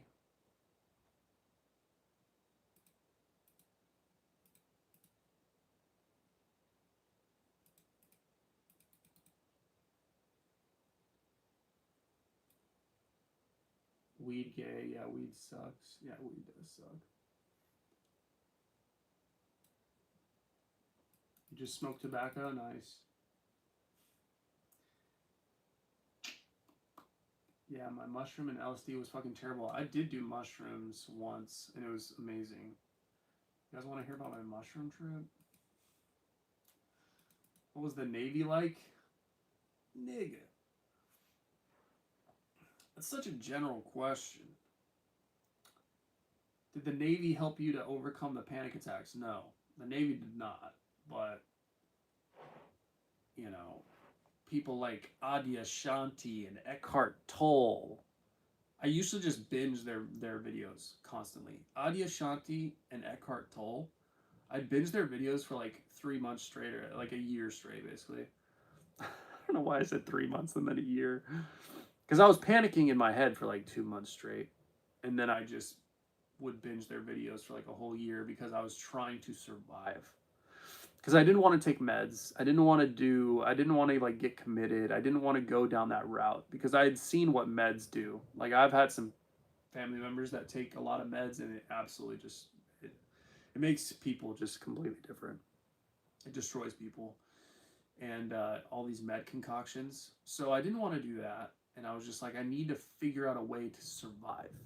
Like I can't keep living like this with this panic attack that I'm always in. You know, this high cortisol state of just like I feel like the world is coming to an end every single day, and I'm just at war with my mind all the time because I don't know. And so yeah, I would just binge. Dude, I was in such a bad place. I would just binge those videos and just there were some rough times, bro. There were some rough times.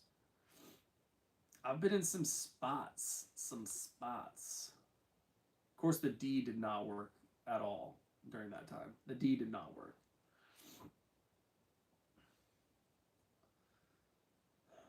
I think I had made a video about one time a chick was like slobbing on my knob and like it didn't even. I mean, it barely. She had so much saliva though. How do you have so much saliva? Like chill, but yeah, I would you know it'd get up and then it would instantly just go down. It's just not good. The goat is live. Yeah, the goat is live. The goat is live. Brain's a receiver, cuh. Brain's a receiver, cuh. Yeah, cuh. Free Will is a Rush song. It is. It is a Rush song. Yeah. Now I'm gonna try to think of Rush songs. What's your favorite Rush song, man? Anybody have a favorite Rush song?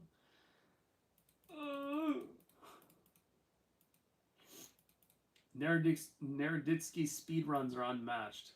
This dude just keeps talking about chess. They are unmatched. I would agree with you, actually. That's one thing that I actually agree with. R.I.P. R.I.P. to the main man, Daniel Naroditsky. That dude, I used to watch his speedruns all the time. Shame. Shame what happened to him. Such a good dude. That's just crazy. Can't believe that.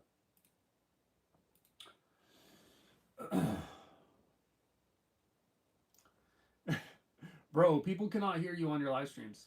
Next person says, I can hear. Next person says, Marshall, I can't hear you. Next person says, I hear him fine. Y'all got to figure out your stuff, man. You got to figure out your equipment. If people can hear me fine, then it's not me. If there's some people that can hear me fine, then it's not me. It's you. I don't know what to tell you.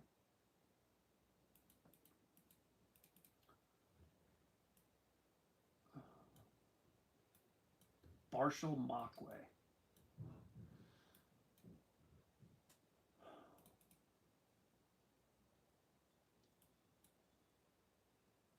Chat about what? Reality shows? Are you talking about when you talk to women? I mean, dude, you just basically ask them about themselves. It's gonna be AIDS. It's just gonna be AIDS all the time. But you know, what are you gonna do? That's what you do with women. You just ask them shit and just let them talk. I think a lot of times men are too like performative. Like they want to show that they're like cool or whatever. Dude, you have a dick and balls. You know, that's all you really need. You don't really need to show them that you're cool. Just show that you're interested in them. Like ask them questions and look at me. I'm trying to tell you guys how to get women. That's something that I swore I never do. What happened to me, Matt?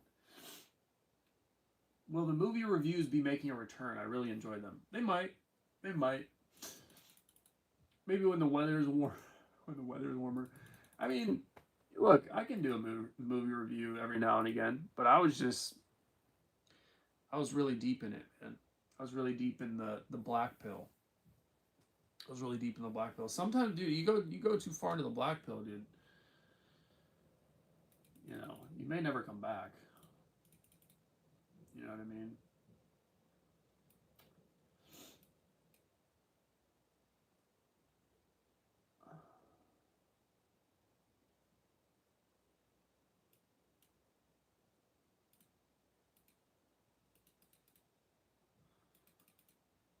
Let's see. You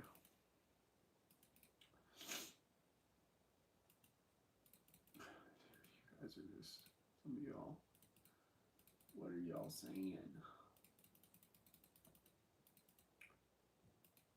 Do you think a lot of similar YouTubers like yourself are very unhappy because you're trying to escape from the matrix of romance women, but are hopeless romantics and can't fully let go? You know, I don't think I'm. I think I was a hopeless romantic for a long time. I don't know if I'm really a romantic anymore. Um, very unhappy because you're trying to escape the matrix of romance and women. I don't know why other guys, other YouTubers like me are. I don't know if they're unhappy, but they do unhappy. I mean, I'm happy a lot of the time. There are videos that I make where I'm like not happy, and you know, I make it in a sort of mood. I know that a lot of the content that I've created so far has been, seems like it's not very doesn't come from a very happy place, but I'm fairly happy, just not, I guess, when it comes to women, I guess. Obviously because, you know, all the things, but yeah, I don't know why other YouTubers, they have their different things, right? They have their reasons why they're making this content. I don't think that YouTubers would make this content just to make it when they have like everything's good with them, like they have a girlfriend and like everything's good and they're chilling. Like they probably wouldn't make this. So all of them have some sort of reason why they're making this sort of content, but I can't say why, you know, why they are. I know that like you know, obviously Raymond, like he deals with you know, being like genetically inferior or whatever. He thinks that he's not good looking enough, and it's really tough for him to get any sort of interest from women. So you know, that's kind of where he comes from. And then you get dad mode and dark mode, he's I think he has a child and he's like divorced or something like that. So he probably had a bad sort of experience, bad relationship, probably playing child support or whatever. And so that's probably his background. And you know, so you know, um, I'm not sure what the thing was with like Dapper Dev or Headspace with Spiro or all the um, Terry Joel Jr. Oh, Terry Joel Jr. He has he had a really bad, like he was in a relationship, long time relationship with a narcissist, you know, and when he was in his teens, so that fucked him up like crazy, you know. So and me, I was fucked up. I was fucked up, you know, my all my childhood. I was raised fucked up. So and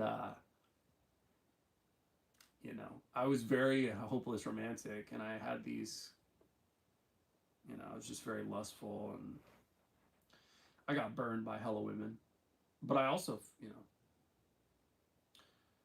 had my origins, but it's, you know, it's just a thing where I think I think you just gotta heal. You just gotta heal at some point. And yeah, I wouldn't say I'm unhappy. I don't think that the other men are unhappy. I don't think that they would say that they're unhappy per se, but I think they go through bouts where they're temporarily, you know, like all of us, just not feeling that great. And I think that women, for them in particular, is a sore subject. I don't know what the thing is with Dapper Dev, though. I mean, I don't really know much of his history. He doesn't seem like he really talks about it a lot, but for some reason, he's got some beef. He's got some beef. Um, but he doesn't. I don't know what his. You know, he seems like he has everything good together. Like he doesn't. He doesn't talk about anything really about his personal life. So I don't really know what kind of drove him into this sort of space or whatever. But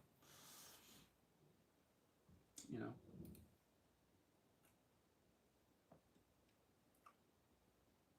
So so yeah.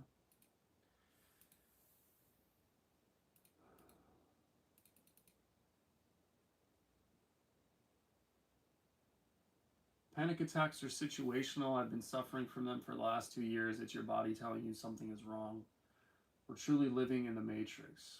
It is your body telling you that something is wrong. 100% it is. I would agree with that.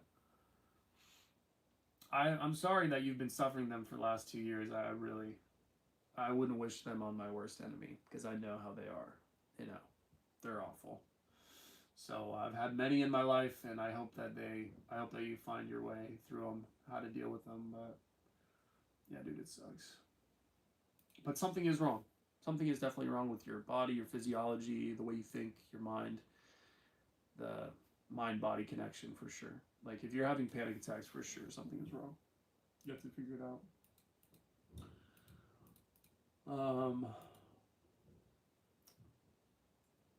Oh, I was going to talk about my mushroom trip.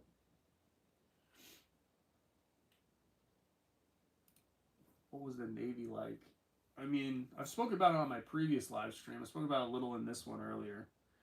If you go back, I was talking about rescue swimmer school, but I mean, the Navy was awful, dude. I mean, it's full of a ton of young, most of them are young, like 18, 19, 20, 21, and they're all idiots. And they don't really think at all. And they're literally just all brain dead, retarded, dude. And, the military appeals to a certain type of person who wants a lot of, like, security, doesn't really want to think a lot, wants everything laid out for them, outlined for them. Just tell me what to do and I'll do it. And I'll trade that. I'll trade my freedom for security type thing.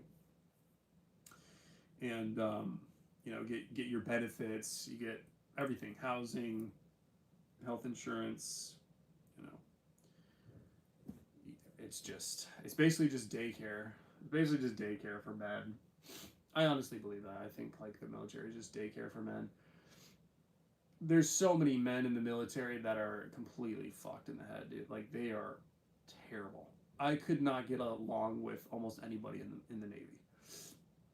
I was not like none of them. Even especially like petty officers, chiefs, senior chiefs, upper enlisted officers, I didn't even respect them, dude. I didn't even respect them as people. I was just like, you're fucking whack, dude.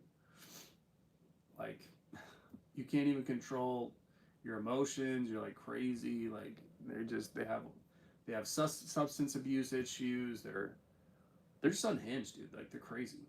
Like they have hella issues. All my rescue swimmers instructors, hella issues, bro. Like hella. Terrible. All of them are idiots. So I don't think highly of the military at all. So.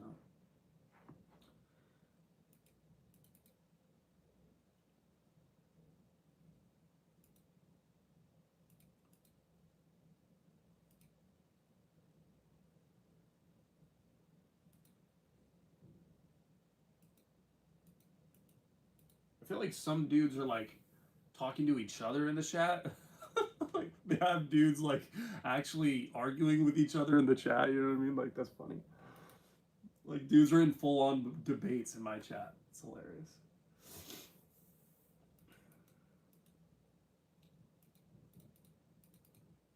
What is Humiliation Summer? Humiliation Summer is it's a campaign that's going to be going on this summer, and it's where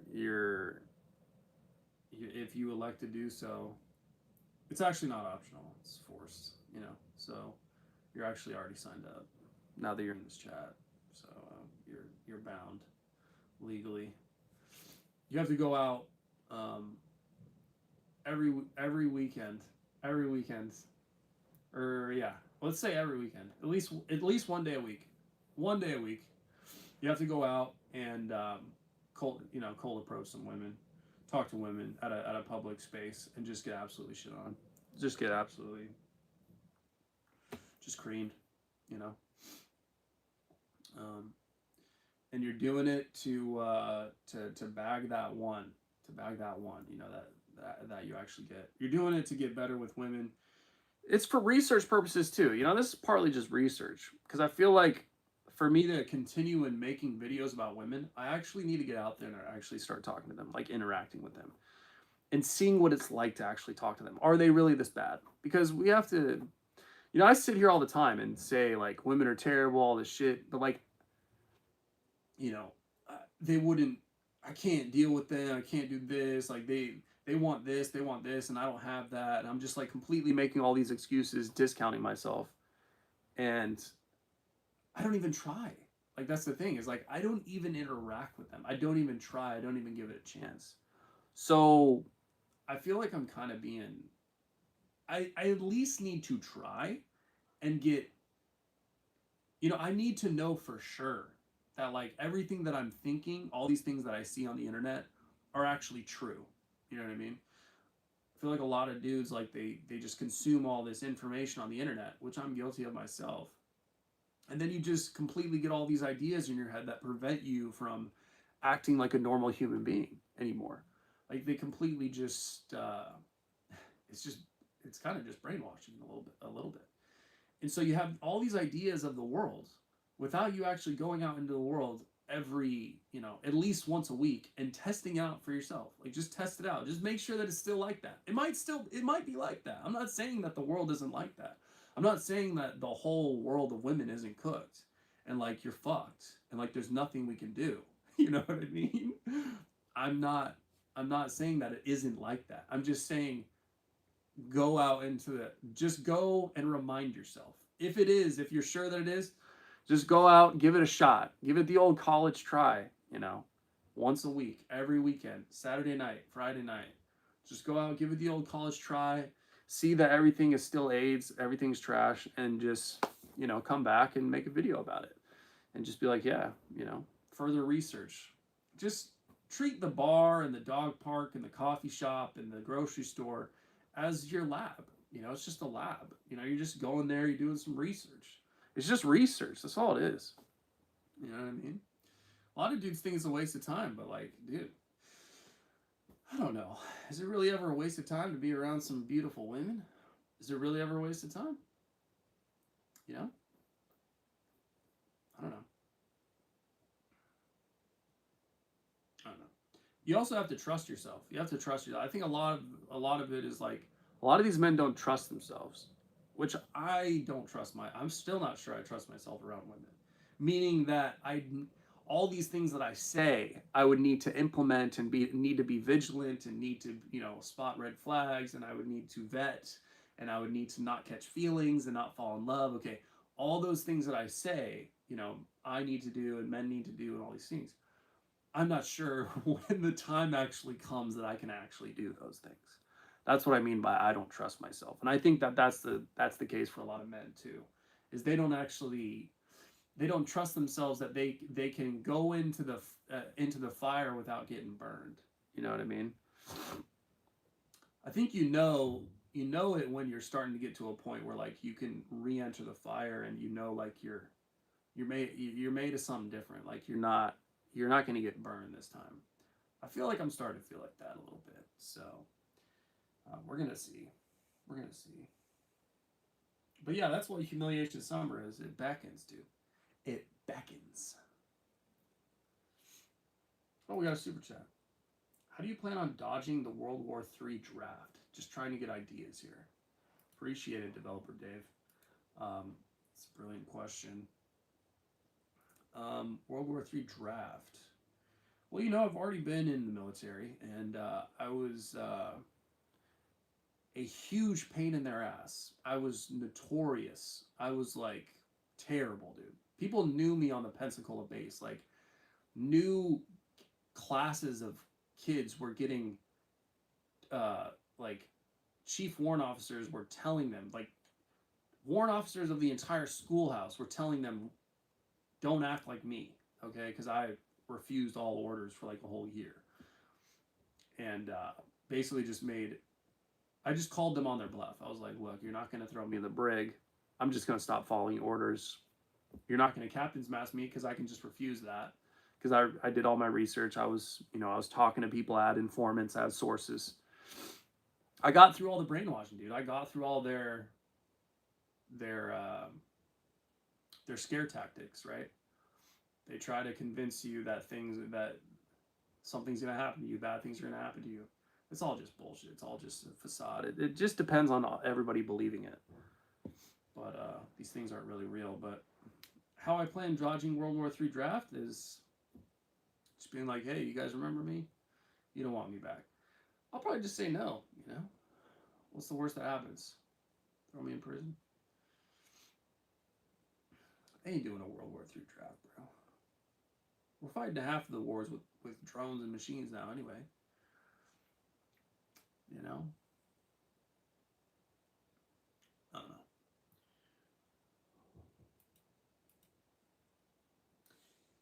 I don't know. Thanks for your service. I didn't know. Appreciate it, dog. Appreciate it. You're welcome. You're welcome. I did a lot. Did a lot for the country.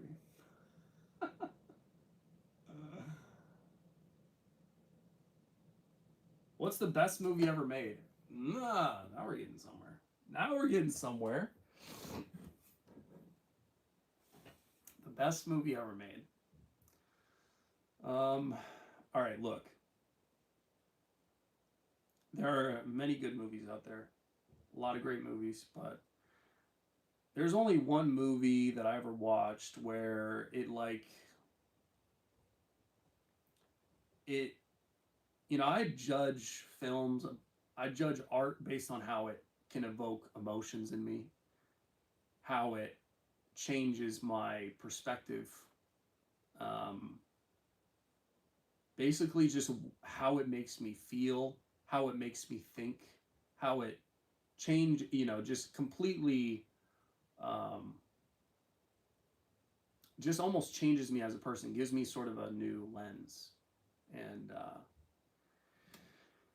and if you can do that while also evoking crazy emotions in me,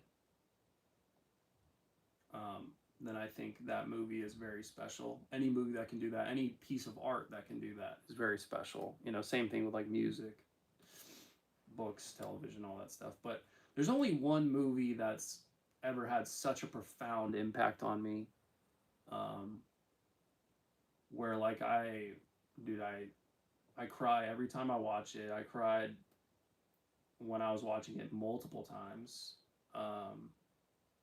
Makes you feel a whole range of emotions, and I walked out of the theater feeling like a completely just different, like I was in a different reality. Like I just didn't view life the same, and that feeling lingered for like a week or two. Like it actually changed my perspective, and that movie is Interstellar.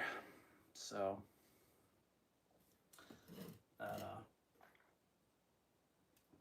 personally, I think that that's the best movie ever. Why no meat? Do you want to breed? Why no meat? Do you want to breed? Censorship? What do you mean?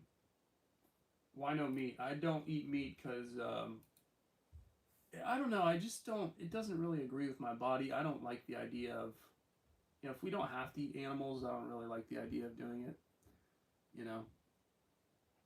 I get it that we did it for the longest time because we had to, but now that we don't have to, I just, if I can not, like, participate in the killing of another being, then I don't know. But I'm sure, the whole way I live my life is, I've heard arguments of like, this computer is, built off of child labor and all this crap, but I don't know. And I don't think like I don't know. I just don't feel good on it. I don't feel good when I eat meat. I've been vegan for so long now that, I don't know. It's just normal for me. We're not arguing. Stop being sensitive. My bad, G. My bad. My bad. I'm a sensitive dude, huh? Is success a drug? Sure. Yeah. Yeah, absolutely. Well, I mean, it's probably the best drug that there is. If success is your drug and you're not taking anything else, I mean, it's probably a lot better than any other drug.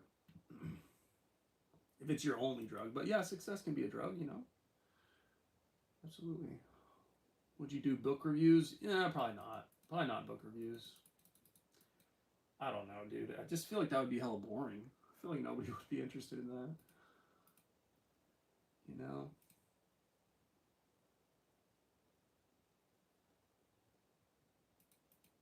Some people do military because their family all did. Yeah, I kind of did the same thing. That's what my my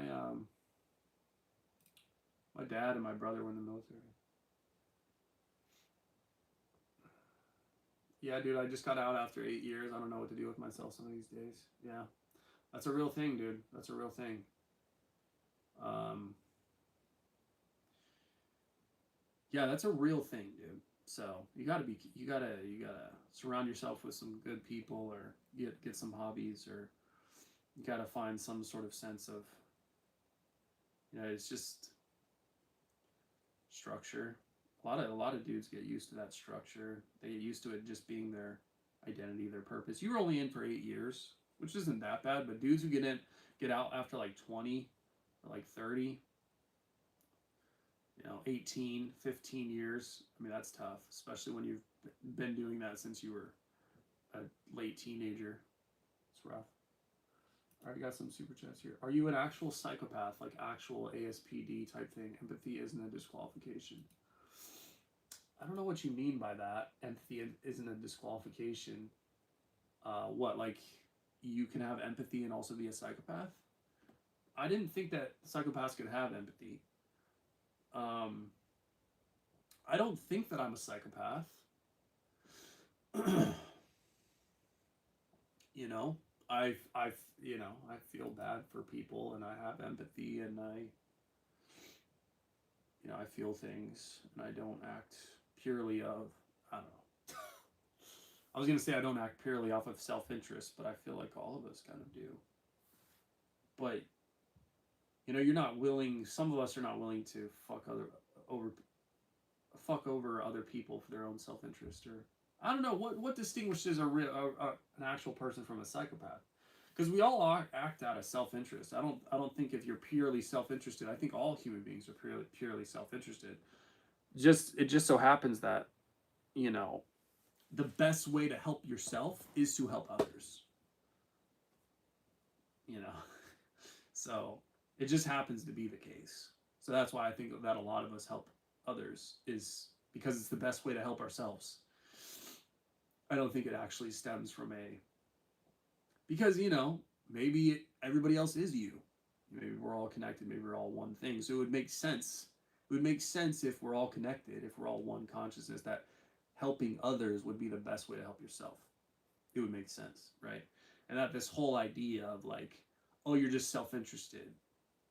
Well, no, you're interested in everybody, because all of you guys are the same.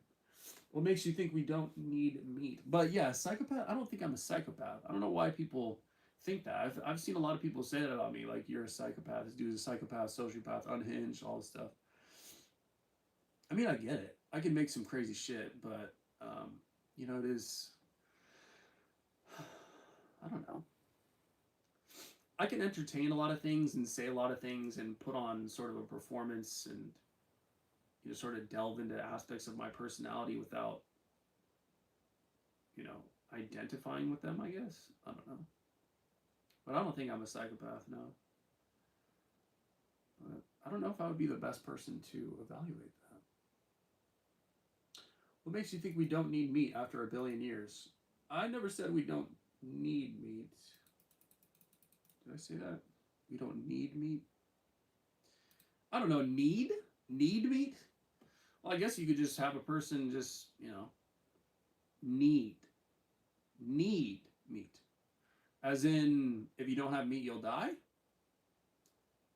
Well, I guess all of these vegans are proving that to be wrong. So, depends on what you mean by need. Need, is that to be healthy? Be healthy? I'm sure there's a lot of vegans that are also healthy, but I don't know. I don't know what you mean by need. Hi, I like chess. I've gathered that, Isaiah. I've gathered that. You just express the Christian values that made European culture so beneficial to mankind.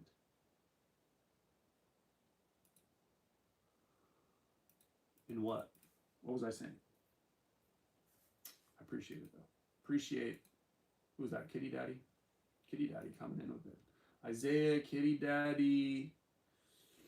I have to start remembering your guys' names. That way, you know, if you guys make repeat appearances, I can. By the way, the mod, doing a great job, Alla. Alla555, doing an excellent job. I don't know if you're doing anything, but everything looks good.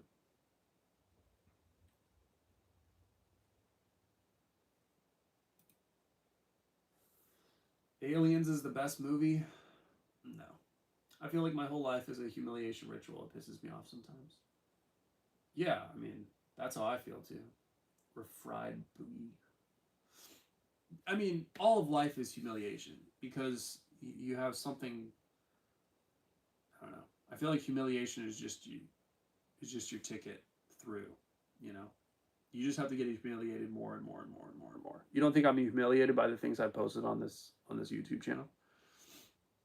I've gone through so many, like, I can't tell you how many times I go to sleep and I'll wake up in the morning and there's like this, it's like this weird sort of, I can't believe that this is real. Like, I can't believe this is real because of the things that I've said on my channel, the things that I've said like permanently on the internet. I can't believe, I have so many videos like that where I'm just like, I can't believe I did that. I want to delete that. You know how many videos I post where I'm like, I want to delete that. I should delete that. You know, this is humiliating. Talking about, you know, embarrassing, talking about my ED and all that stuff. But you get to a point where I feel like there's really something to doing all that. You know, you get to a point where you just, you know, you start waking up and it's kind of like it just never ends because, I don't know, maybe I was, I don't know. Some things had to be, I feel like just things about myself had to be destroyed. I had to stop taking myself so seriously. I had to like keep destroying my ego, you know, and I had to find some way to like be open and honest and get, you know, because you kind of become indestructible in that sort of way. I feel like when everything's out there, like everybody knows everything about you. What do you have on me? You know what I mean? Like, you know, what are my insecurities? What are my vulnerabilities now? You know everything about me. You know, so like, it's like that Marshall Mathers. It's like the end of 8 Mile. It's literally like the end of 8 Mile, bro. He literally disses himself and wins. He literally just goes straight up and just disses himself. That's how he wins. He doesn't diss the other guy. He doesn't diss the other guy. Final rap battle. Go watch 8 Mile. Eminem. I don't know if you guys are old enough or young enough, or some of you might not even know who Eminem is, but basically the greatest rapper of all time, and he's white. Okay? And he goes up there and he's in a rap battle underground, and it's like the end of the movie, last rap battle, and you think that he's gonna, because the dude just oh no, he hasn't rapped yet. His opponent hasn't rapped yet, right? What he does is he just insults himself. He just raps on himself. He literally just absolutely destroys himself, right? And then he says, "Here, now tell these people something they don't know about me." And the dude literally, he's done. Like, he has nothing. Like, he literally fucked him because he just made himself like indestructible, you know? And he wins. He wins by doing that. So it's like there's something to just basically obliterating yourself over and over and over again. You know, I'm not saying that anybody has to do this. Like, don't get on a channel and just start, you know, divulging all the most interpersonal things. You know, it's not for everybody. For me, I don't know. For just some reason, it was for me.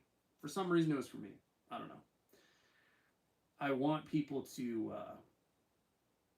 I don't like feeling like I'm keeping anything from people. I don't like feeling like I have vulnerabilities, having insecurities. I hate feeling like I'm insecure about things and like you can get me or like you can control me with some sort of thing. I hate feeling like that. So um, I just had to basically just go on myself. You know, I just made that basically my whole channel is just me just fucking roasting myself. But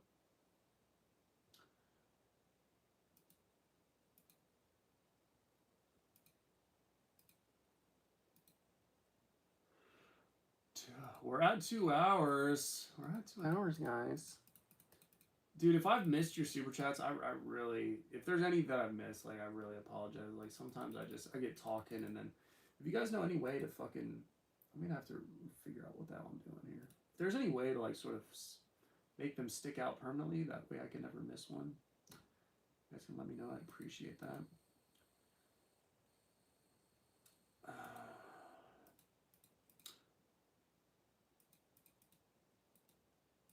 All right. I'm gonna try to see if there's any good chats before I wrap this up.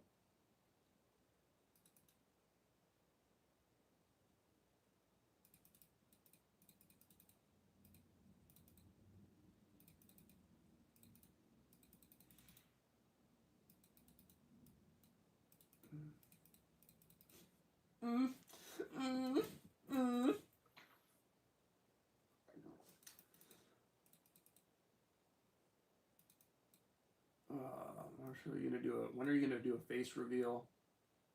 I will let Anna Cramling know you all say hi. Appreciate it, Isaiah. This dude is obsessed with chess, bro. Marshall, when are you gonna do a face reveal? What the hell are you talking about? This is my face. Face reveal.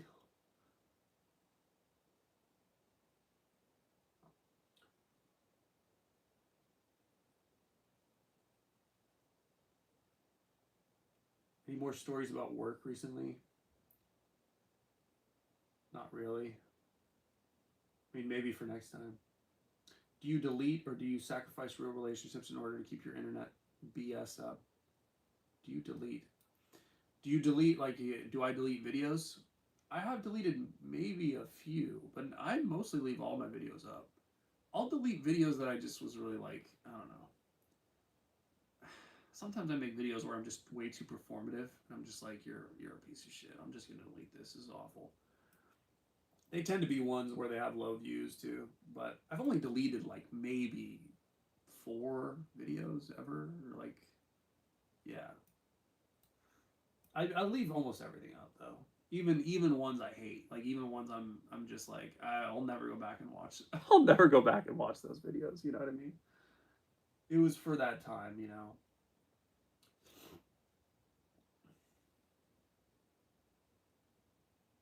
Does your boss know about your channel? No. No, he doesn't. At least not that I know of. He hasn't said anything about it. He might know it in secret and he's been keeping it from me, but no.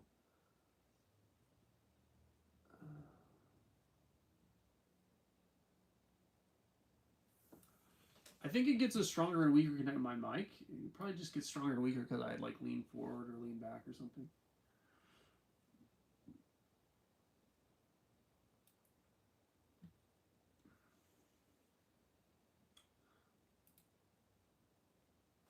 Can you cook? Can you cook an egg by microwaving it? NGA too lazy to open up ChatGPT in this bit. NGA? Is that nigga? Kitty Daddy says I think so. Might have done it once. Can you cook an egg by microwaving it? I have no clue, dude. You know, I say just do it and see what happens. Don't even ask ChatGPT.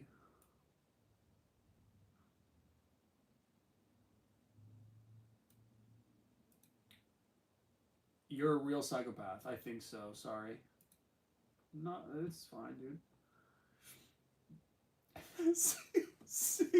Sig Ruin 6667 says, "Bro, I'm also a psychopath. Please give me $20." Too good. Y'all are funny, dude. I like funny. I like humor. Some of you are fucking comedians. Why did you start uploading videos? I went over this in my last. I said that in the last live stream, so you can go back and watch it there.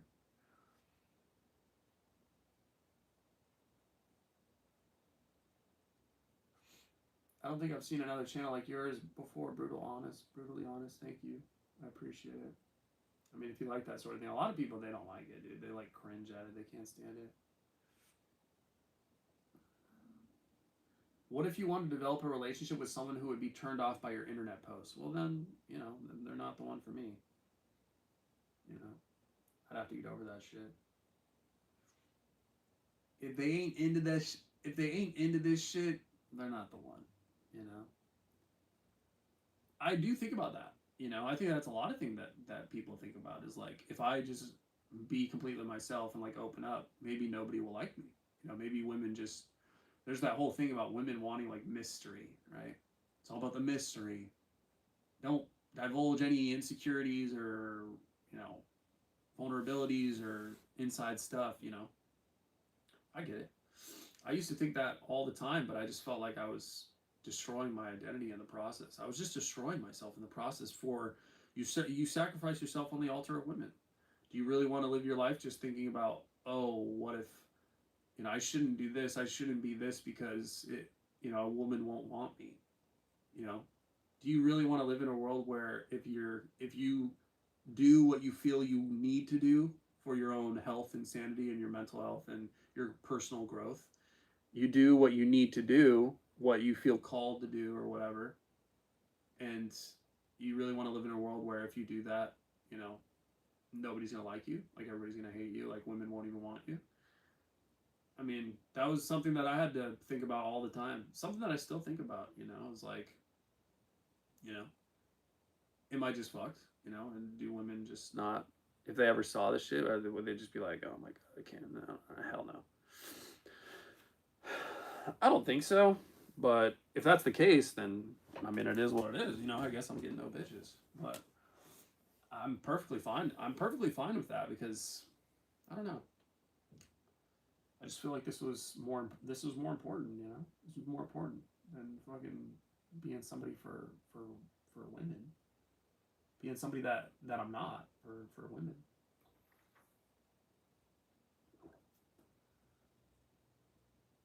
Isaiah, you're homeless. You're a real guy. I don't know how many people like to be like homeless like me, so I don't know how to be real about that. It's tough. Dude, just start making. Well, I don't want to tell you what to do, but you could make a video about being homeless. There's a lot of homeless channels. I feel like. I actually gave up on women. This channel just lets me know where I stand. Thanks, developer Dave. Appreciate it. Well, why did you give up on women, dog? Why did you give up on women? What is the reason? Maybe you'll have to wait till next time, but is this fucking gay where I'm fucking sipping this thing? My sippy cup? Holy shit. They're $50? Oh my god. Kitty daddy. Bruh. Why are you doing this to me? Why you give me $50 like that? You fucking love me? I appreciate it. I will bequeath unto you the most pay. Piggy chat of my whole life. I bred with a witch and I love my children. This is the question you must ask yourself. What are you willing to sacrifice for your progeny?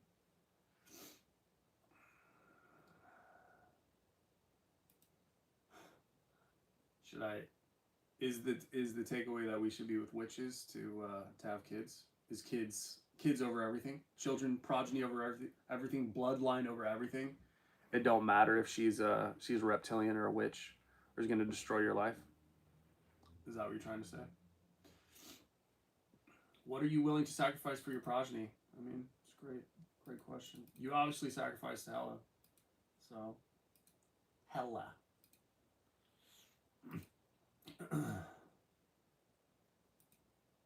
Sell your soul.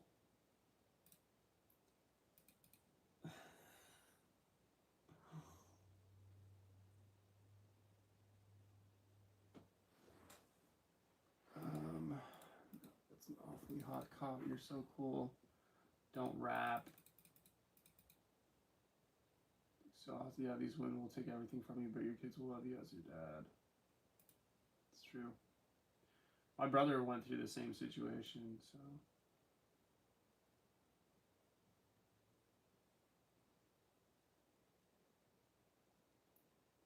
Quit job and do this for 8 hours a day. Yeah. Dude, I'm honestly thinking about quitting that job, but it's this thing where I always feel like if I quit that job, the day I quit that job and try to do YouTube full time, everybody's just gonna stop watching me. You know, like you all are just, suddenly I'm just gonna lose it, whatever it is that people are into with this channel, and I'm just done. I'm done. I'm toast. I'm gonna post every day, and everybody's gonna stop giving a shit. Like they're just like done. I even like worry about like if I did quit my job, I don't even think I would tell you guys. You know what I mean? Because like I feel like as soon as I would tell you guys like, hey, I quit my job, you guys would just be like, all right, peace, bro. See ya. That's how the universe works. I swear to God. I swear to God, I have the worst luck, and I just feel like. You ever feel like sometimes you're like, you have this like, things have been so bad for so long, right? Things have been so bad for so long in your life that when things start to go a little good, you're just, it's like you're waiting for the other shoe to drop. You're just like, this can't be a thing. This can't actually be happening, you know? That's how I feel. I just feel like there's no way things can be good for me. I think that's how a lot of people feel. Is like there's no way things can get better. There's no way things can be good for me. There's no way I can have a deal. Like I can't get a good deal. I feel like I deserve or something, or like, you know, if I was to quit this job, like God would just be like, what do you think you like? You think you can actually just what you think you're better than hauling heavy shit upstairs for a living? Like, no, you're not. Get your ass back there. Like, watch me fucking shit on your YouTube thing that you got going, you know? Sometimes I feel like you're your own worst enemy because, that's the reason that I keep working this job is because, I'm just like, I just know. I just know that it's a sure thing too. It's a, the job is a sure thing. It's like guaranteed income. Whereas like YouTube is not necessarily. It's not guaranteed. Like, yeah, I mean, it's pretty dependable, I guess, if you work at it and you have a large enough audience, but it's not guaranteed. Anything can happen. Your channel could tank tomorrow. You could say the wrong thing and just everybody hates you. So I don't know. Sometimes I just think. But I am strongly considering it. I really want to quit. I really want to quit. I think I'm very close. I just want to, I don't know why I'm being so risk averse, but sometimes you got to bet on yourself. Sometimes the only way is just to bet on yourself. I wanted to get to a point where I was making more than doing this just solely than I'm making at my job. That way, I can just easily transition and have not worry about anything. But which, I mean, I'm close, but I'm not quite there. But so. But I also don't make videos that often, and I don't stream that often. I could obviously just make this my full-time job. But it's just wild, dude. It's like wild that like, this is even a thing. Like why I just, sometimes I don't understand how this is even happening.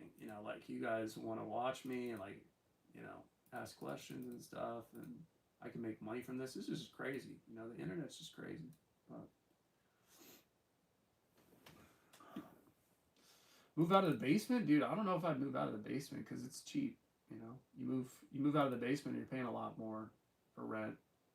This is actually a really good deal. This place that I'm in is like really good. So, do you work Monday through Friday, 40 hours a week? No, I do not. I work it's split my days off. So I work Monday, Tuesday, and then I work Thursday, Friday, Saturday. So I have Sunday and Wednesday off.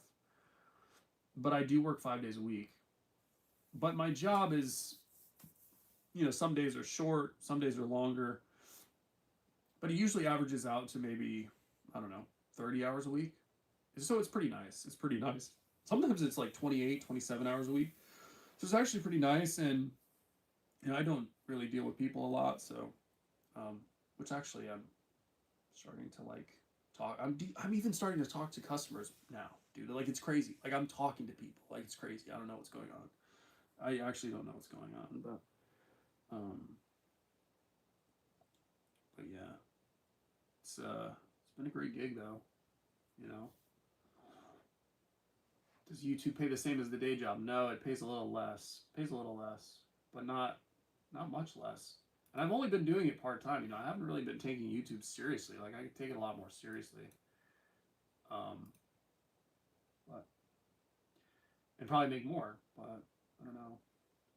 I'm just always waiting for somebody to just come around the corner and just knock me out with a frying pan.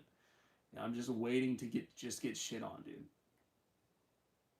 And because things have been so bad, I just feel like I don't deserve it. Like I feel like things can't be good. Like they can't be. If they're good,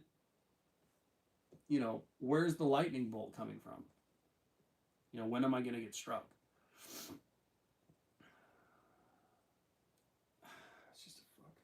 It's fucking crazy.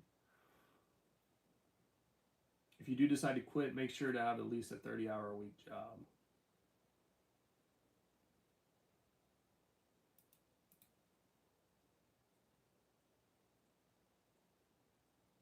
When was the last time you felt something, Marshall? Felt something? That's a good question, dude. Last time I felt something was when I was looking at probably some porn. Bro, my garbage job wants me to work 63 and a half hours straight after my 5 days time off. That's terrible. So you work 63 and a half hours and then you have 5 days off? That's pretty shit. That's terrible. What's that like a... That sounds like a police officer's schedule or something. Or like ICE or something. That's rough, man. Sorry.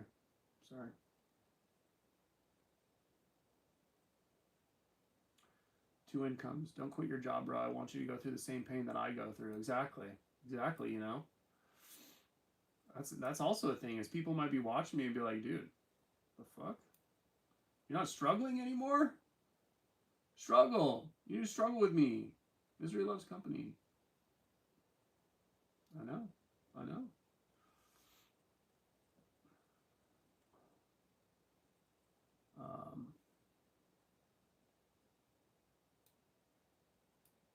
Marshall do a video on why women are the new NPCs.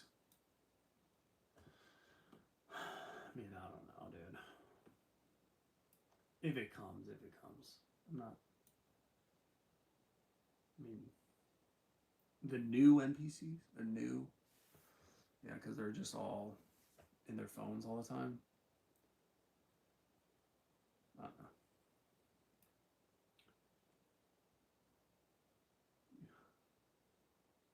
Just get jacked and quit your job, dog. I want you to feel better about myself. Damn. Just get jacked and quit your job. That's the plan, dude. I should. I would never rely on YouTube. You need a business. No entity can pull the rug on you. Yeah, I'm not starting a business, dude. Hell no.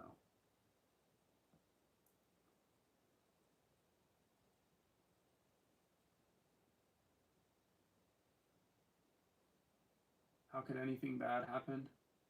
I don't know, dude. Let's film an interview with the woman who would be a hit on your channel. What do you mean? Film an interview with the woman? What do you mean?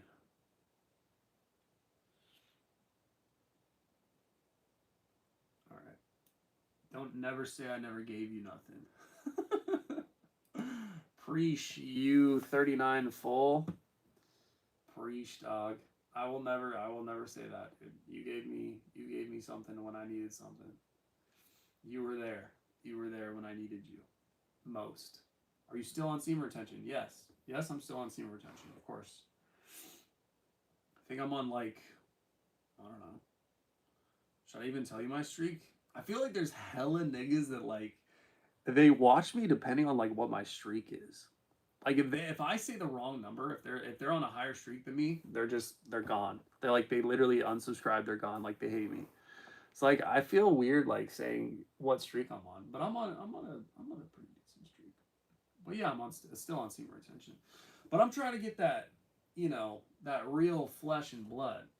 That's what I'm trying to get.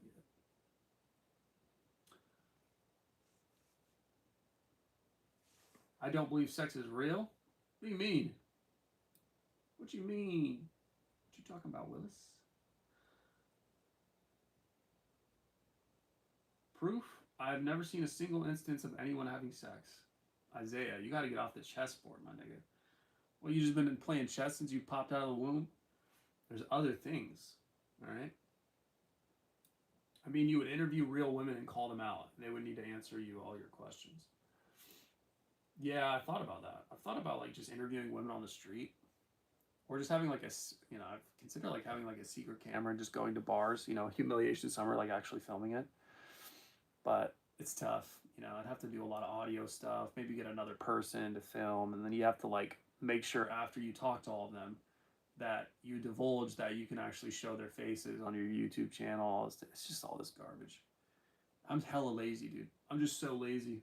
I'm so lazy. So, I might, I don't know. I might do like street interview, maybe later down the line. I don't know if I'm really ready yet, but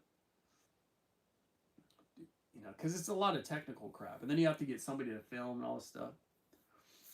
Just film women interview women on the street. Just make people see how retarded they are. So retarded.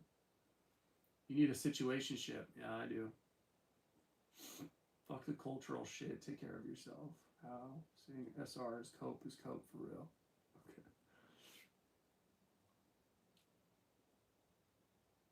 Only retain other men's semen. SR is not cope, bro. I don't think it's cope. I don't think SR is cope, but I don't think it's everything. I don't think it's the end all be all, but I don't think it's cope. I think SR is real. Have you seen Fear and Loathing in Las Vegas? I have not.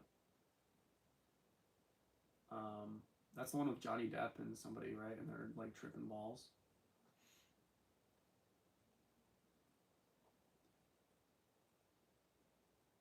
Uh, 5-hour streak. 2 days here, 1 day streak. 5-hour streak. Oh, yeah.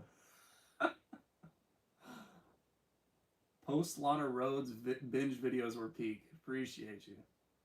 You mad, bruh. Yeah. Yeah. I've kind of gotten away from like the semen retention stuff. I just don't really, just not really feeling it anymore. Like talking about it anyway. I don't really feel like talking about it. I feel like I talked about it so much for like a year. I feel like I'm just done with it. Like talking about it anyway. But I mean, it's still definitely a huge part of what I'm doing, like what I'm about. But I just don't need to be like a semen retention dude anymore. For a long time, I thought the only way to get views was to do semen retention stuff, because whenever I didn't post like semen retention videos, like I didn't really get a lot of views. But then it started changing, because then people, I was making videos about women, and people were like really into the videos about women.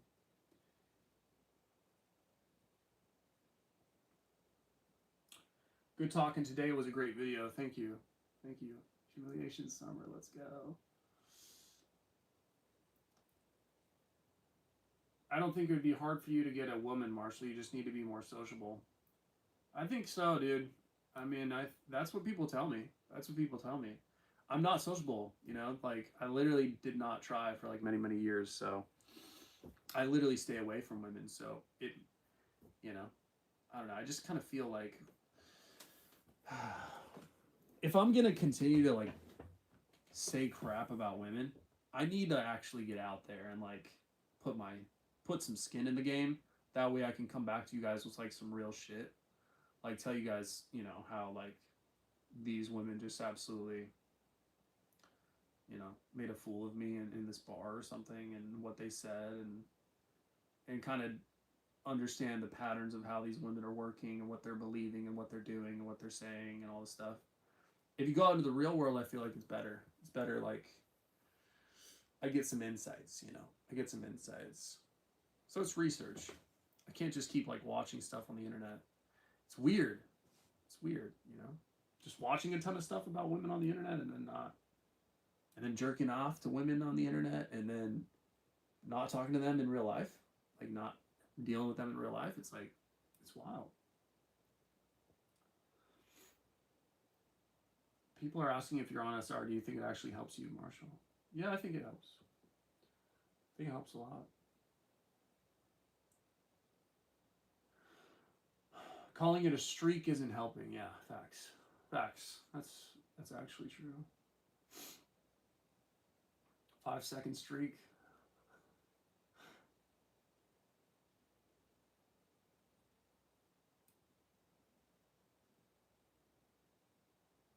Dress as a woman? No.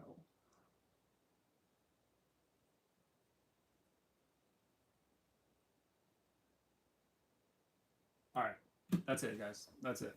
We're gonna have to end it there, but I appreciate you, all of you board members. The board. We'll see if that catches. I also had some ideas like the Vatican. Maybe I can call you guys the Vatican or Epstein's goons. Um, Let me know if you want me to post like a poll. Um, but yeah, the cabal. The cabal was one I was thinking about, but the board is nice because it sounds classy. Makes you guys sound powerful, which you guys are. You're very powerful. So we'll see. All right. Peace out. Good night. We'll do it. We'll do it again. We'll do it again. I think I'm gonna do one on Sunday. I'm gonna do one on Sunday. Hopefully this isn't too close and personal for you.